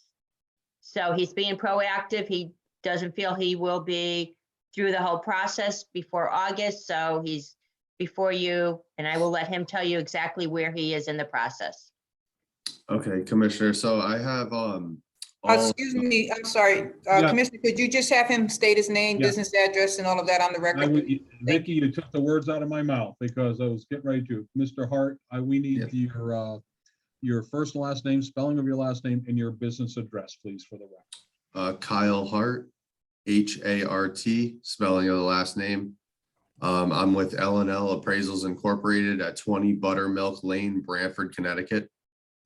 Very good. Thank you, Mr. Hart. Now, you can explain your situation to members of the commission. Yes, so I have all of my education requirements fulfilled. I have a Bachelor's of Sciences from Eastern Connecticut State University. I have all of my appraisal education completed, the 200 hours to sit for the exam. I still have to submit my work file, but in the next coming 4 months, I don't know if I'll be able to submit, get the work file approved, and sit and pass the exam all in 4 months. So I was requesting whatever you would offer as an extension in order to allow me to prepare a little bit more so I can give a good go for my first time at the exam. Mr. Hart, what were you in your mind, were you hoping to get in terms of length of extension? I thought I had heard you guys mention before that you were doing consistently staying across the board at 6 months. I'd be open to whatever length of extension you'd be willing to provide. I've heard from superiors and colleagues that the exam is no walk in the park. It's something to be taken very seriously, and I'm not ruling myself out, but I just want to give myself enough time to prepare for the exam. Okay. I open questions from other members of the commission to ask Mr. Hart any questions or comments. Kyle, how do you have all your hours done now? Yes, and I have continuing ed all completed as well. Can you submit your log next month for us? Can you submit your log to Linda so that we can review it next month and pick your samples next month? I don't see why not. I think that could be taken care of. I'm gonna, here's the thing, Kyle, you know, just because you're hearing a lot of people fail doesn't mean you're gonna fail, okay? No, and You're I'm this not conscientious to come before us and go for an extension, think it through. Something tells me that you have the ability to pass this test in the first time. There are people passing tests in the first time. So if you're expiring in August, my suggestion is, this is just me, that you have him submit his work log for next month, which is May. We pick the samples, discuss them in June, and then in June, if we need to extend, because we still have the July meeting, then we go from there, rather than just extending it. Unless you have other circumstances in your life would allow you from studying, but you've been doing this for 6 years. So in theory, you know the stuff.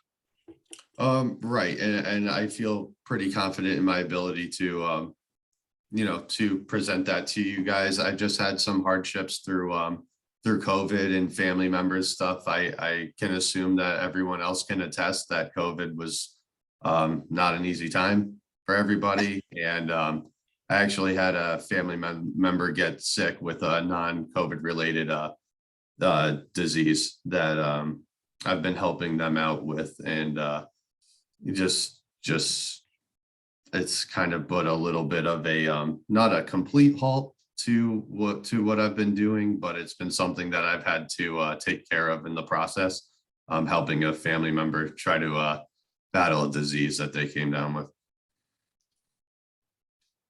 Are there other questions by members of the commission for Mr. Hart? No, I don't I don't really have any questions for Mr. Hart, but one thing I would consider is your stuff is up in August, is that what you said?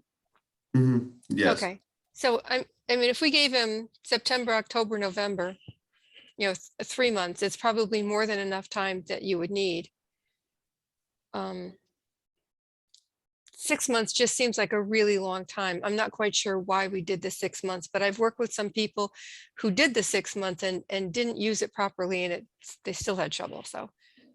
okay. So the suggestion by the board would be to try to be proactive as best as I can in terms of getting it wrapped up in 4 months. And if for some reason I can't meet that. I'm then- willing to give you the extra 3 months now.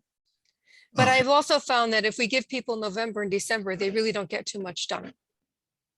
Everybody's making turkeys and wrapping gifts, so, Right. And- so I think that gives you a little bit of leeway. That's 3 months of studying, if you're gonna be all done by August anyway. Okay.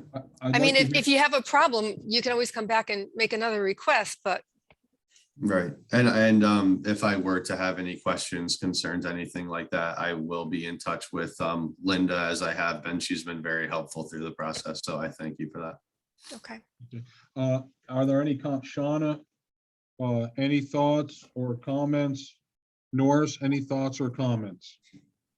I agree with John. I mean, if he has everything, he should submit and then we can go forward from there. Okay. Norris?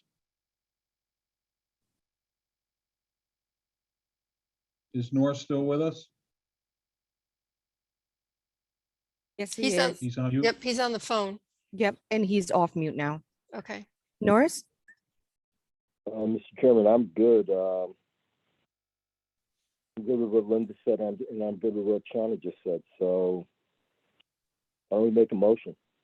Yeah, I was just gonna ask for that, Norris. We have a couple different thoughts. Is there a motion we want to put on the table right now on this?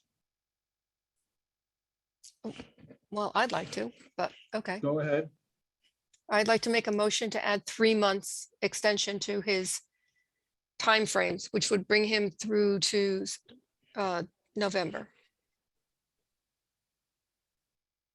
Okay, do I hear a second for Commissioner Sapso's motion? Second? Okay, we have a motion and we have a second for an additional 3 months to take it through November 2022. Discussion. I'm willing to agree to the 3 months based on the other circumstances he discussed, but I'm also would like to see him submit that log for next month, so we're not waiting. I mean, he's been doing this for 6 years. He should have enough. And then if there are, issues, which we see, then we can address it then. Any other comments or thoughts? Hearing none, then I will call the motion to the floor for a vote. Ayes for extension for Mr. Aye. Hart until November 2022. Ayes, Aye. Aye. Aye. nays? Nay. Did I hear a nay? Is that correct? So Yeah, we have Shauna. Yeah, we have I a, voted nay. Shauna. okay, yep, okay, we have a 3-1, it passes, Mr. Hart. And I would strongly suggest if you could get your login, and start the process next month, I think it will only help you. Okay. Very good. Thank you very much, sir. Have a Thank good you day. for your time. Next on here is Victoria Brennan, seeking equivalent education for CCMA 2A appraisal principles for 18 hours. Is Miss Brennan on today's Zoom call? No, she is not. Okay. Have we not in the past approved this course? We normally, in the past, what I could find, have approved it as a combination with, it's usually 2A, and Shauna, correct me if I'm wrong, it's 2B? Yeah, 2A and 2B. Okay, so she only did the 2A. I sent you what she sent me. Shauna knows the course well, so. Shauna, Yeah, you know, two A. you know this inside and out. What's your thoughts? Yeah, we've given 2A 18 before. Okay. So you're in favor of it. Yep, Do you want to Yeah. make a motion? I'll make a motion that we approve 18 hours continuing ed. Okay, do I hear a second? I'll second it. Linda is the second for Miss Victoria Brennan to get 18 hours of continuing education for CCMA 2A appraisal principles class. Comments or questions from the members of the commission? Hearing none. Ayes? Aye. Aye. Aye. Nays? Abstentions? Ms. Brennan is granted the 18 hours. Okay. Number 3, Elizabeth Manello, seeking equivalent education for the GHAR, Greater Hartford Commercial Real Estate Conference given on October 20th, 2020 for 3 hours. We have previously approved this for a few people this cycle. Okay. Does anyone want to make a motion for that? I make a motion that we approve Elizabeth Manello for the 3 hours for the GHR Commercial Real Estate Conference. Do I hear a Second. second? I'll Okay, second. Shauna is on a second. Any comments, thoughts, concerns with the motion on the floor? Hearing none, we'll call this to vote to giving Miss Manello equivalent education for 3 hours. Aye, Aye. Aye. Aye. Aye. nays, abstention. Miss Manello now has been granted the 3 hours for the conference in October of 2020. Okay, next, number 4, Deborah Littman, seeking equivalent education for Appraisal Institute course, Fair Housing and the Fair Lending for appraisals. Is Miss Buchain still on the line? Yes, she is. Could you please unmute her, and Jackie, could you please bring your video on? Thank you. You're welcome. This is an Appraisal Institute course, and can you give any background, please? I'm not sure. She might have taken it from a different chapter.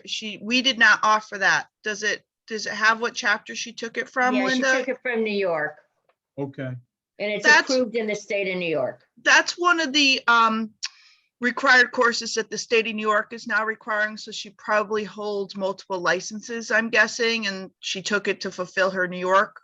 Mhm. Correct.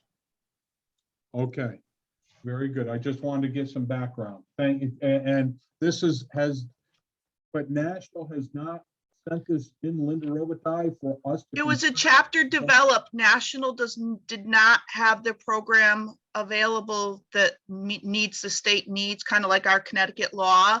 So Okay. the chapters, I believe the Long Island developed one, and I think the Mid-Hudson one did. So that is why it wasn't submitted to all states, because it was, quote, a chapter developed program. Okay, thank you for the, are there any other questions for Jackie from members of the commission? Did we receive an outline of this class of what was taught and who the instructor was, et cetera? Yes. No, I didn't. It was it Frank Notaro that taught it for the I Long don't, Island? she did not say who taught it. She just sent me the outline and the reference material and several handouts. Yeah, John, I know that, as Linda stated, Long Island, or in the Mid-Hudson chapter offered it. And again, the state of New York accepted that is a required course that they're requiring of their appraisers. So it did have New York approval. All right, so this is the thing, this course outline syllabus, understanding and preventing racial bias in real estate. This pertains to this, Linda? That may pertain to a different class. Because I'm getting confused between that and the diversifying. Yeah, I'm looking at that as well, John.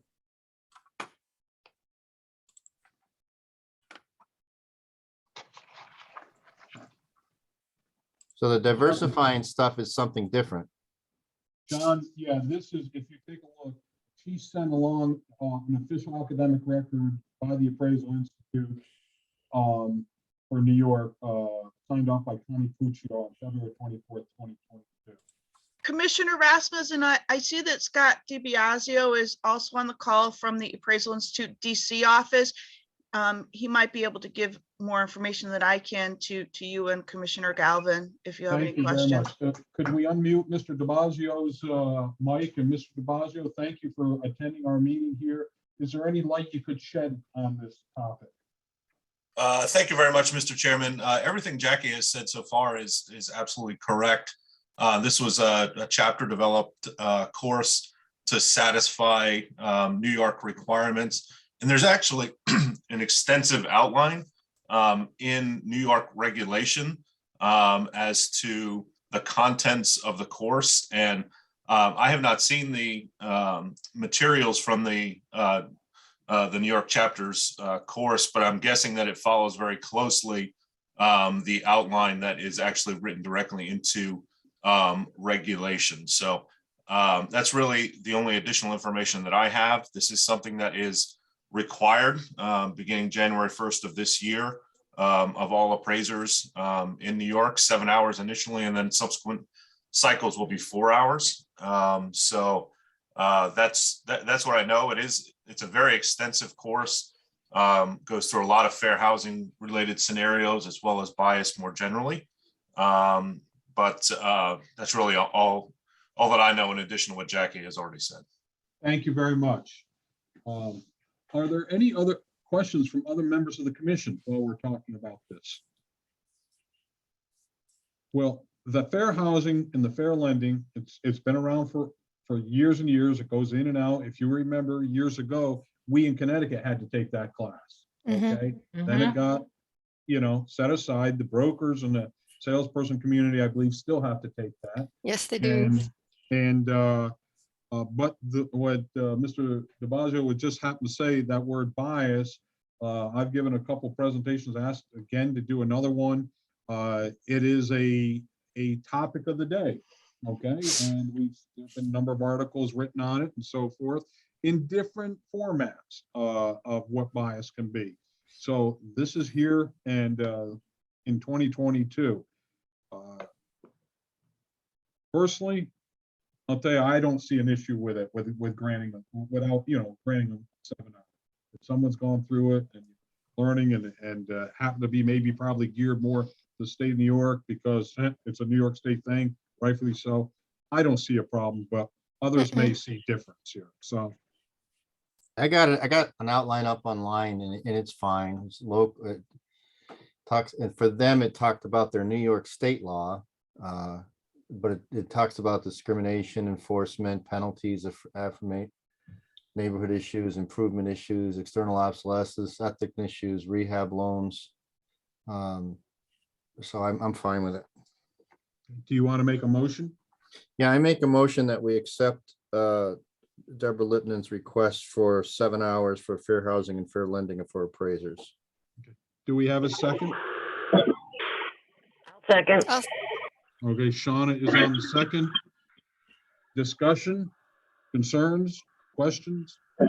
Hearing none, I call the motion to the floor to award Ms. Deborah Littman 7 hours of continuing education for Appraisal Institute course, fair housing and fair lending for appraisers. Ayes, Aye. Aye. nays, abstentions, it passes for Ms. Littman. Thank you. The next number is number 5. Joshua Kalidas, seeking equivalent education for sales/broker course, understanding and preventing racial bias in real estate for 3 hours. Okay, Jerry, the commission approved this for someone else at the last meeting? Thank you very much, Linda.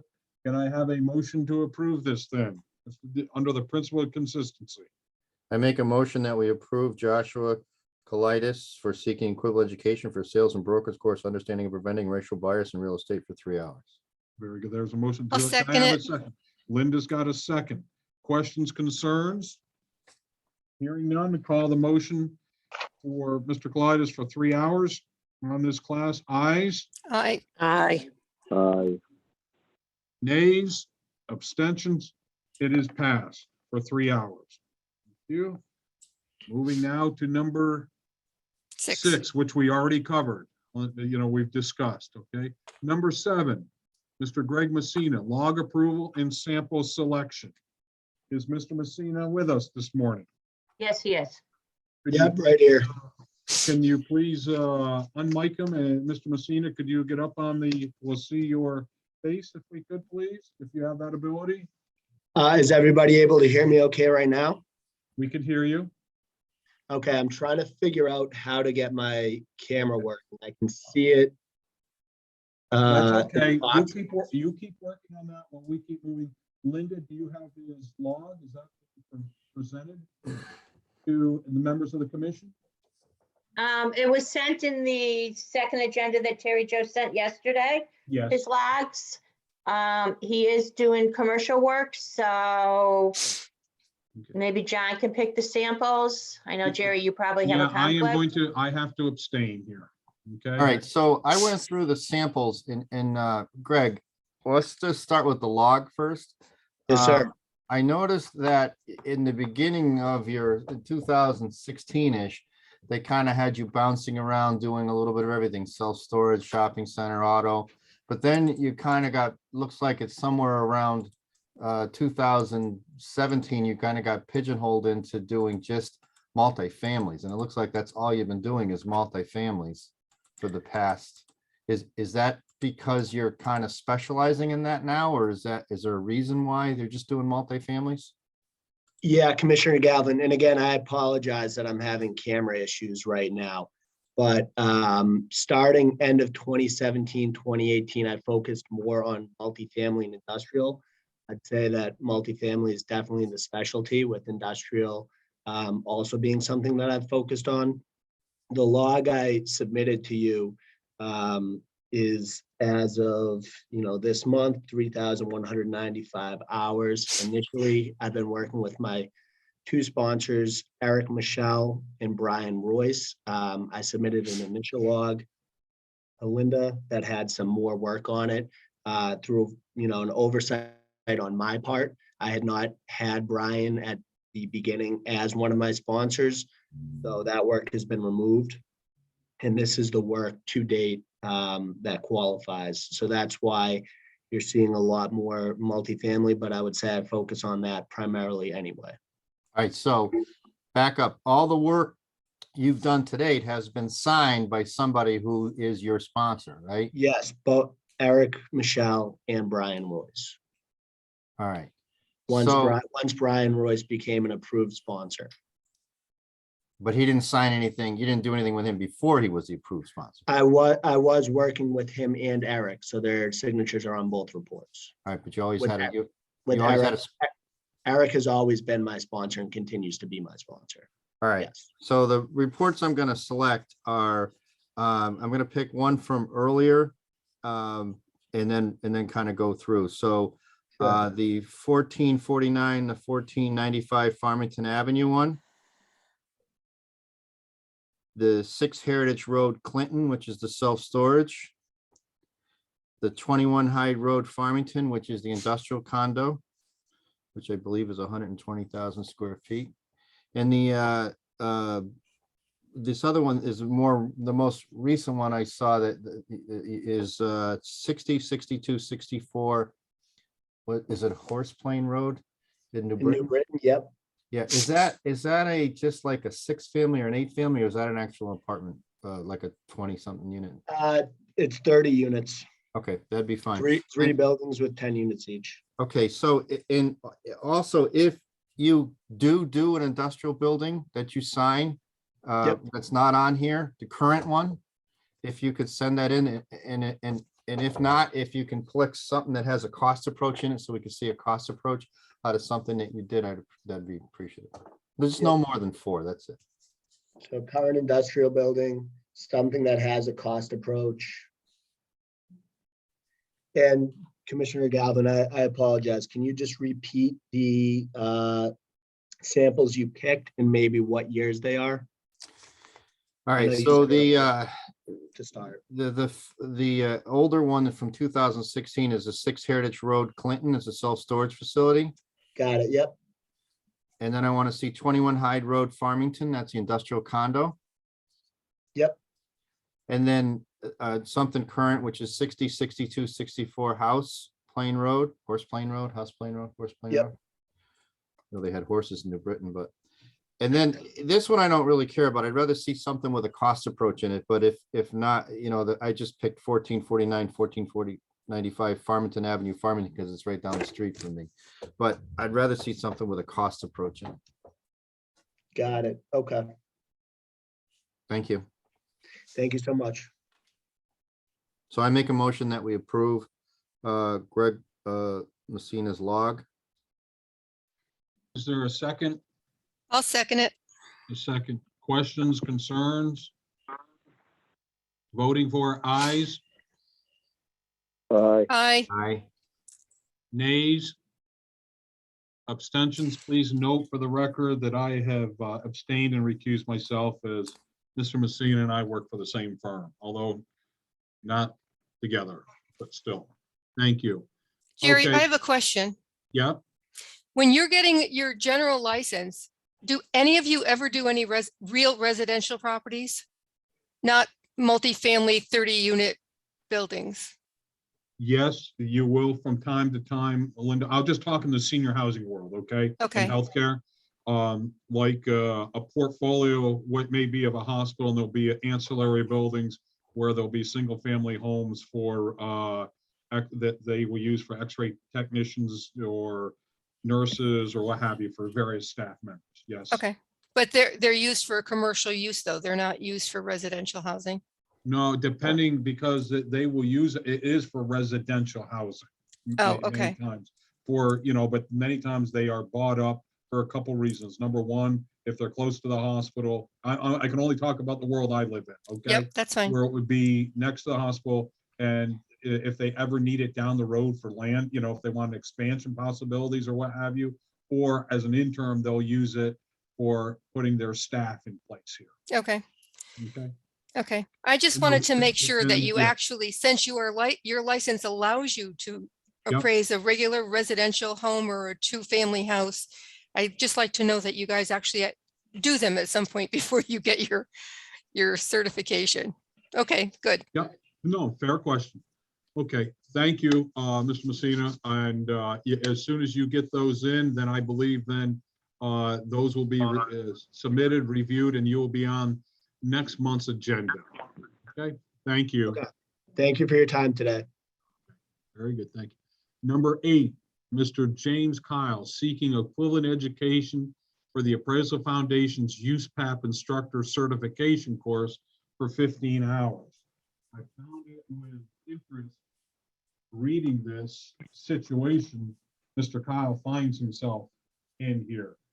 And it goes back to, I've said over and over again to folks who get ready to think about retiring. And I said, you know, you may want to always renew that class or your license one more cycle, just to make sure. And you know how many times we've seen these type of things happen in the past. That's just a side note. So you can read here, these were forwarded to us yesterday from Mr. Kyle.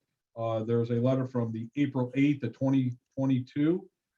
So last Friday, gives us a little bit of a background of what we've got here, as well as, you know, where things are at. I will just simply say, so you are a USPAP instructor. You have taken this class because or audited these type of classes when you have to go through it. That's part of the process. I believe in the past, you know, we have always approved this because, and remember, as long as you take your 7-hour USPAP class, your update class separately, that meets that requirement. You can take the 15-hour one and just fill in for your part of your 18 of electives. So I don't see where this is me personally, seeing where that would be any different than he's just filling in his optional 18 with this 50, using 15 toward it. Am I missing the boat on this? No, that's correct. He knows he has to take the 7 hour also. Yeah. Questions or concern? Is Mr. Kyle with us? Is he online? No, he's not. Okay, I'm sorry. I should have asked that first.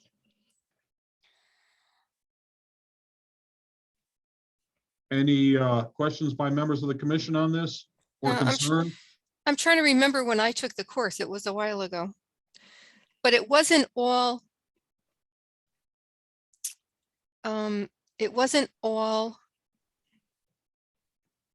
teaching. There were other things outside of understanding USPAP, you know, like how to teach, how to grab the attention of students and that kind of stuff. But it's all included in that 15 hours. So it's not an easy course for sure. Does anyone want to make a motion one way or the other on this matter? Yeah, I'm gonna make a motion because I just want to make a comment though, but I think, well, I'll make the motion then the comment. I make the motion that we accept James Kyle seeking equivalent education for the Appraisal Foundation's USPAP instructor certification course of 15 hours. Can I get a second to the motion? I'll second it. Okay, we have a motion, a second. Time for comments or questions. I think that even if this class includes instructions on how to teach, it's still helping the appraisal profession. So I don't see Absolutely. a problem with this. Okay. Any other comments or questions or statements? Hearing none, then I'll call this motion for a vote. Ayes, Aye. Aye. nays, abstentions. Mr. Kyle is granted the 15 hours for the Appraisal Foundation's USPAP instructor certification course. Thank you. Number 9, Sheila Danahy seeking equivalent education from NRAAO and IAAO seminar courses. Is Ms. Danahy with us this morning? No. Okay. Shauna, this is more in your line. Did you take a look? Can you give a little background or history on these seminars / courses? And I think we lost her. I have an issue on these. We have a thing for all of our courses that they have to be a minimum of 2 hours. These two courses together combined are a total of 3 hours. So each course is an hour and a half. So I don't even know if that we can consider it, or if we would just combine them to 3 and say, okay. Right, it's more like, I mean, some of them, and I brought that up to her. They're like 2 parts to one course. It's part A, part B. Right. To make the 3 hours, which I think in the past we have done, and we have done that if they've attended so many of the appraisal retreats, seminars, whatever you want to call them. Treats. Yeah, you know, where they attend the entire day, but it's all broken out into different 1-2 hour segments, and we give them a blanket total. Okay. You know, my question was, some of the stuff was like personal property, and there was a couple other things that I, you know, definitely didn't think were real estate related. Right. Do we know what these 2 courses actually are, other than what's the many letters that are written next to them? That I sent you what she sent me. Okay. I was hoping Shauna, but we seem to have lost her.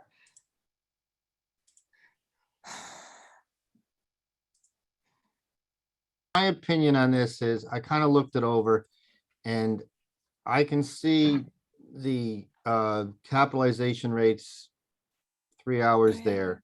And I can see the mass appraisal analysis 3 hours there. But And then there was the hotel appraising. the hotel appraisal I looked at, and I just don't think there's enough information there to, let's just say I have issues with that. Okay. All right. We'll leave it at that, please. So I just don't think there's a, and of course I don't, like Linda just said, the personal property and then appraising in New Hampshire. I just, is that New Hampshire? Is that what that's referring to? NH? Am I missing Yeah. something on this line? Yeah. So like I say, I can see 6 hours. How But many that's- hours is she requesting? What- I'm sorry. She wasn't asking for anything in particular, just the, whatever the max that she could get. Because I had told her, some of it definitely would not count. If we totaled up everything, Linda, I'm trying to find it. I'm having a computer issue here. What does that total? Is that, or anyone?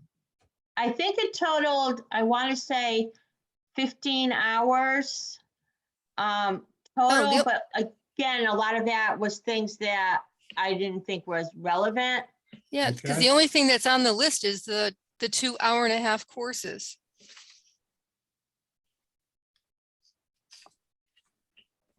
Everything else, I just think everything else is just 1.5 hours. I mean, there's like Journey to Assessment Excellence, part 1 of 4, but Right, they weren't relevant. Does anyone want to make a motion for any hours or no hours, whatever to put on the floor? I'll make a motion to accept 6 hours for Sheila Dennehy seeking equivalent education for the NRAAO and IAAO seminar courses. Those were both only an hour-and-a-half apiece. How do we get 6 hours out of that? No, the 6 hours, okay, so maybe I'm wrong here, but the 6 hours I'm coming up with are for development of capitalization rates, part 1 and 2, and the mass appraisal analysis benchmarks 1 and 2, Okay. that she says were 3 hours total. Do I hear a second on the motion on the floor? Second. Okay, Norris is a second. Comments or questions, concerns? Hearing none, then I will move this to a vote. Ayes for Ms. Dennehy for 6 hours of continuing education from the NRAAO and the IAAO seminar courses. Ayes, Aye. nays, abstentions. As Shauna is off, I would mark that, please, Terry Jo, as a abstaining, okay, for the record. Okay, Will do. thank you. Very good. Okay, moving now to Anita Lettieri, seeking equivalent education for the Columbia Institute course ANSI Z 765-2021 Practical Applications for Appraisers number 804 for 3 hours.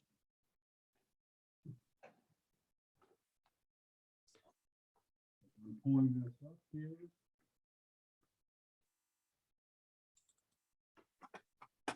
Is Miss Lettieri with us? No, Okay.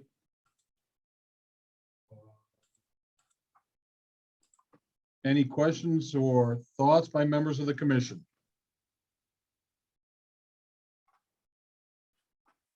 I don't Hearing see none. anything for, I don't know if I received anything for it her. was the, in the package that was sent yesterday afternoon. Yeah, At like 3:01 or 3 o'clock, John, that's when mine came through. and what did it look like? I'm moving over to pull it up as well. 3:03, I believe. Terry Jo happened to send that. And it's, I'm looking here with everything that Terry Jo sent us. It says ANSI course description. There it is. Yes, thank you. I kept looking for Lettieri. Would you like me to share it on the screen for everyone? Oh, mine came through as a JPEG. Okay. It yeah, is. Okay, so it's a 4-paragraph entity here, 3-hour course for residential real property appraisers. And it's intended to improve their understanding of the basics of the Z765-2021 ANSI measurement standards. This course was created to provide a broad overview of basic techniques and procedures for measuring single-family residential dwellings. The measurement and area computation methods are based on the American National Standards Institute square footage method in calculating the answer.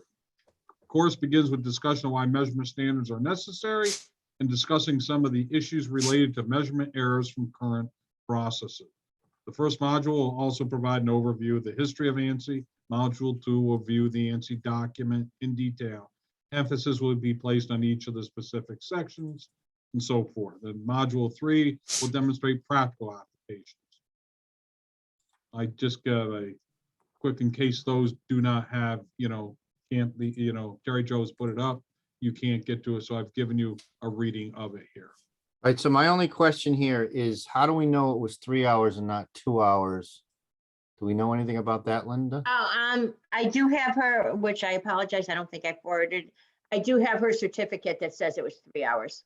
All right, then I make a motion that we accept Anita, oh my gosh, literary seeking equivalent education for Columbia Institute course, ANSI, blah, blah, blah, practical applications for appraisers, number 804 for 3 hours. Do I get a second, especially on the blah, blah, blah? Second. Okay, comments or thoughts? Hearing none. On the motion on the floor, ayes, Aye. Aye. nays, abstention. Okay, and I guess Shauna's still not with us, so we'll mark her down as abstaining. Okay. Number 5, Daniel, excuse me, I'm looking at old one. 11, Daniel Arsenal seeking equivalent education for appraiser e-learning course, diversifying your practice, inside now, 7 hours. There's also, Jerry, you can include Brian Graham. too. Thank you. These Okay. are two of my guys. They took this course.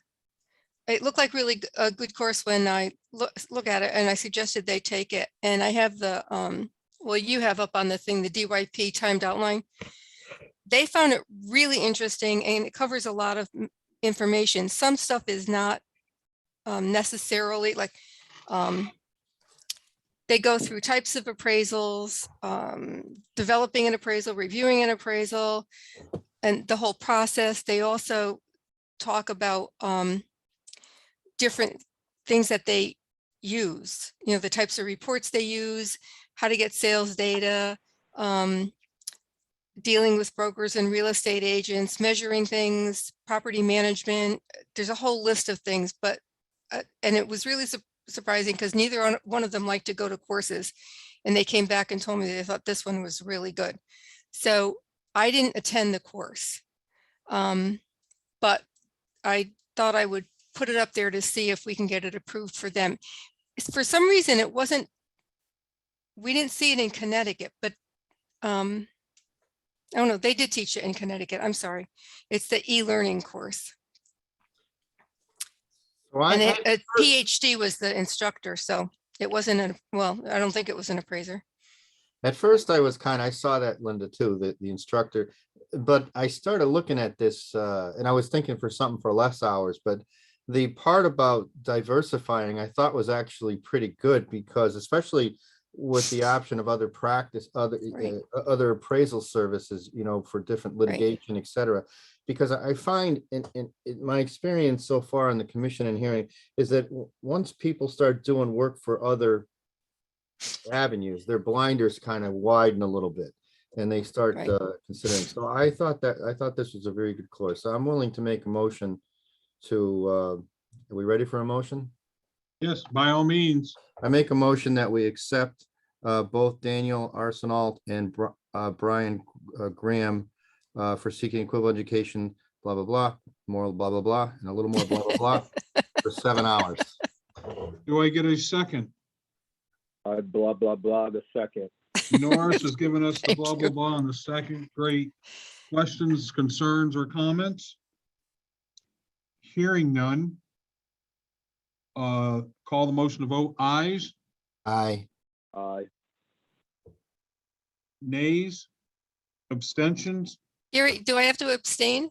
I would think so. Okay, then I abstain. Okay. And because the way things, I vote aye as well in the event that there's any question of how many people voted today, Okay. with 2 abstentions on this one. Okay. All right. Now, we're gonna move over to the school and approved courses. As we will see, we have a number of them here. And we have courses approved by department, all have AQB approval. But I want to make note of APR 252, APR 253. They are the first two illustrated in the agenda. And pre-licensing, they're just asking for pre-licensing. They're not asking for CE on those two. Am I correct with that, Linda Robitaille? Correct. They submitted just a pre-licensing application. Fair Okay. enough. Are That's there why there's any- the 60 and the 30 hours. Very good, okay. And if you look down to AAL 927, Yeah, you'll see they submitted a CE course and we moved it to 18 hours. fair enough. That's what I wanted. I was going back and forth. You're a step ahead of me. Okay. Great. That being, do we see any issues from APR 252 all the way through AAL 925? Any adjustments needed? If I don't hear any, is there a motion who wants to approve these as a block? I just have, if there's an AAL, that means that it was approved by the Appraisal Foundation? No, AAL is our code Okay. for Okay. continuing ed. What, my only question then is, what would be this brief stroll through America's architecture? Is there an outline or something? Yeah, I thought I had sent it to you. I don't, It's from Calypso Education. It is a renewal of an existing approved course. oh, okay. Okay, no questions then. If there are no further questions, can I have a motion? Make a motion that we accept the education as submitted, including 925. I'll second it. We have a second. Questions, concerns, comments? So for the block of the education, motion made by John, second by Linda, calling it to vote, ayes, Aye. Aye. nays, and abstentions. We have Sean on the abstention side. Okay. Legal, anything on legal we have going here? Vicky? Vicky has had to leave the meeting, Okay, so she had nothing else other than what she stated earlier. fair enough. Okay. All right, comments or concerns of any persons present today? Anything from the public who would like to have something to say, please signify to Terry Jo, who will then open your mic.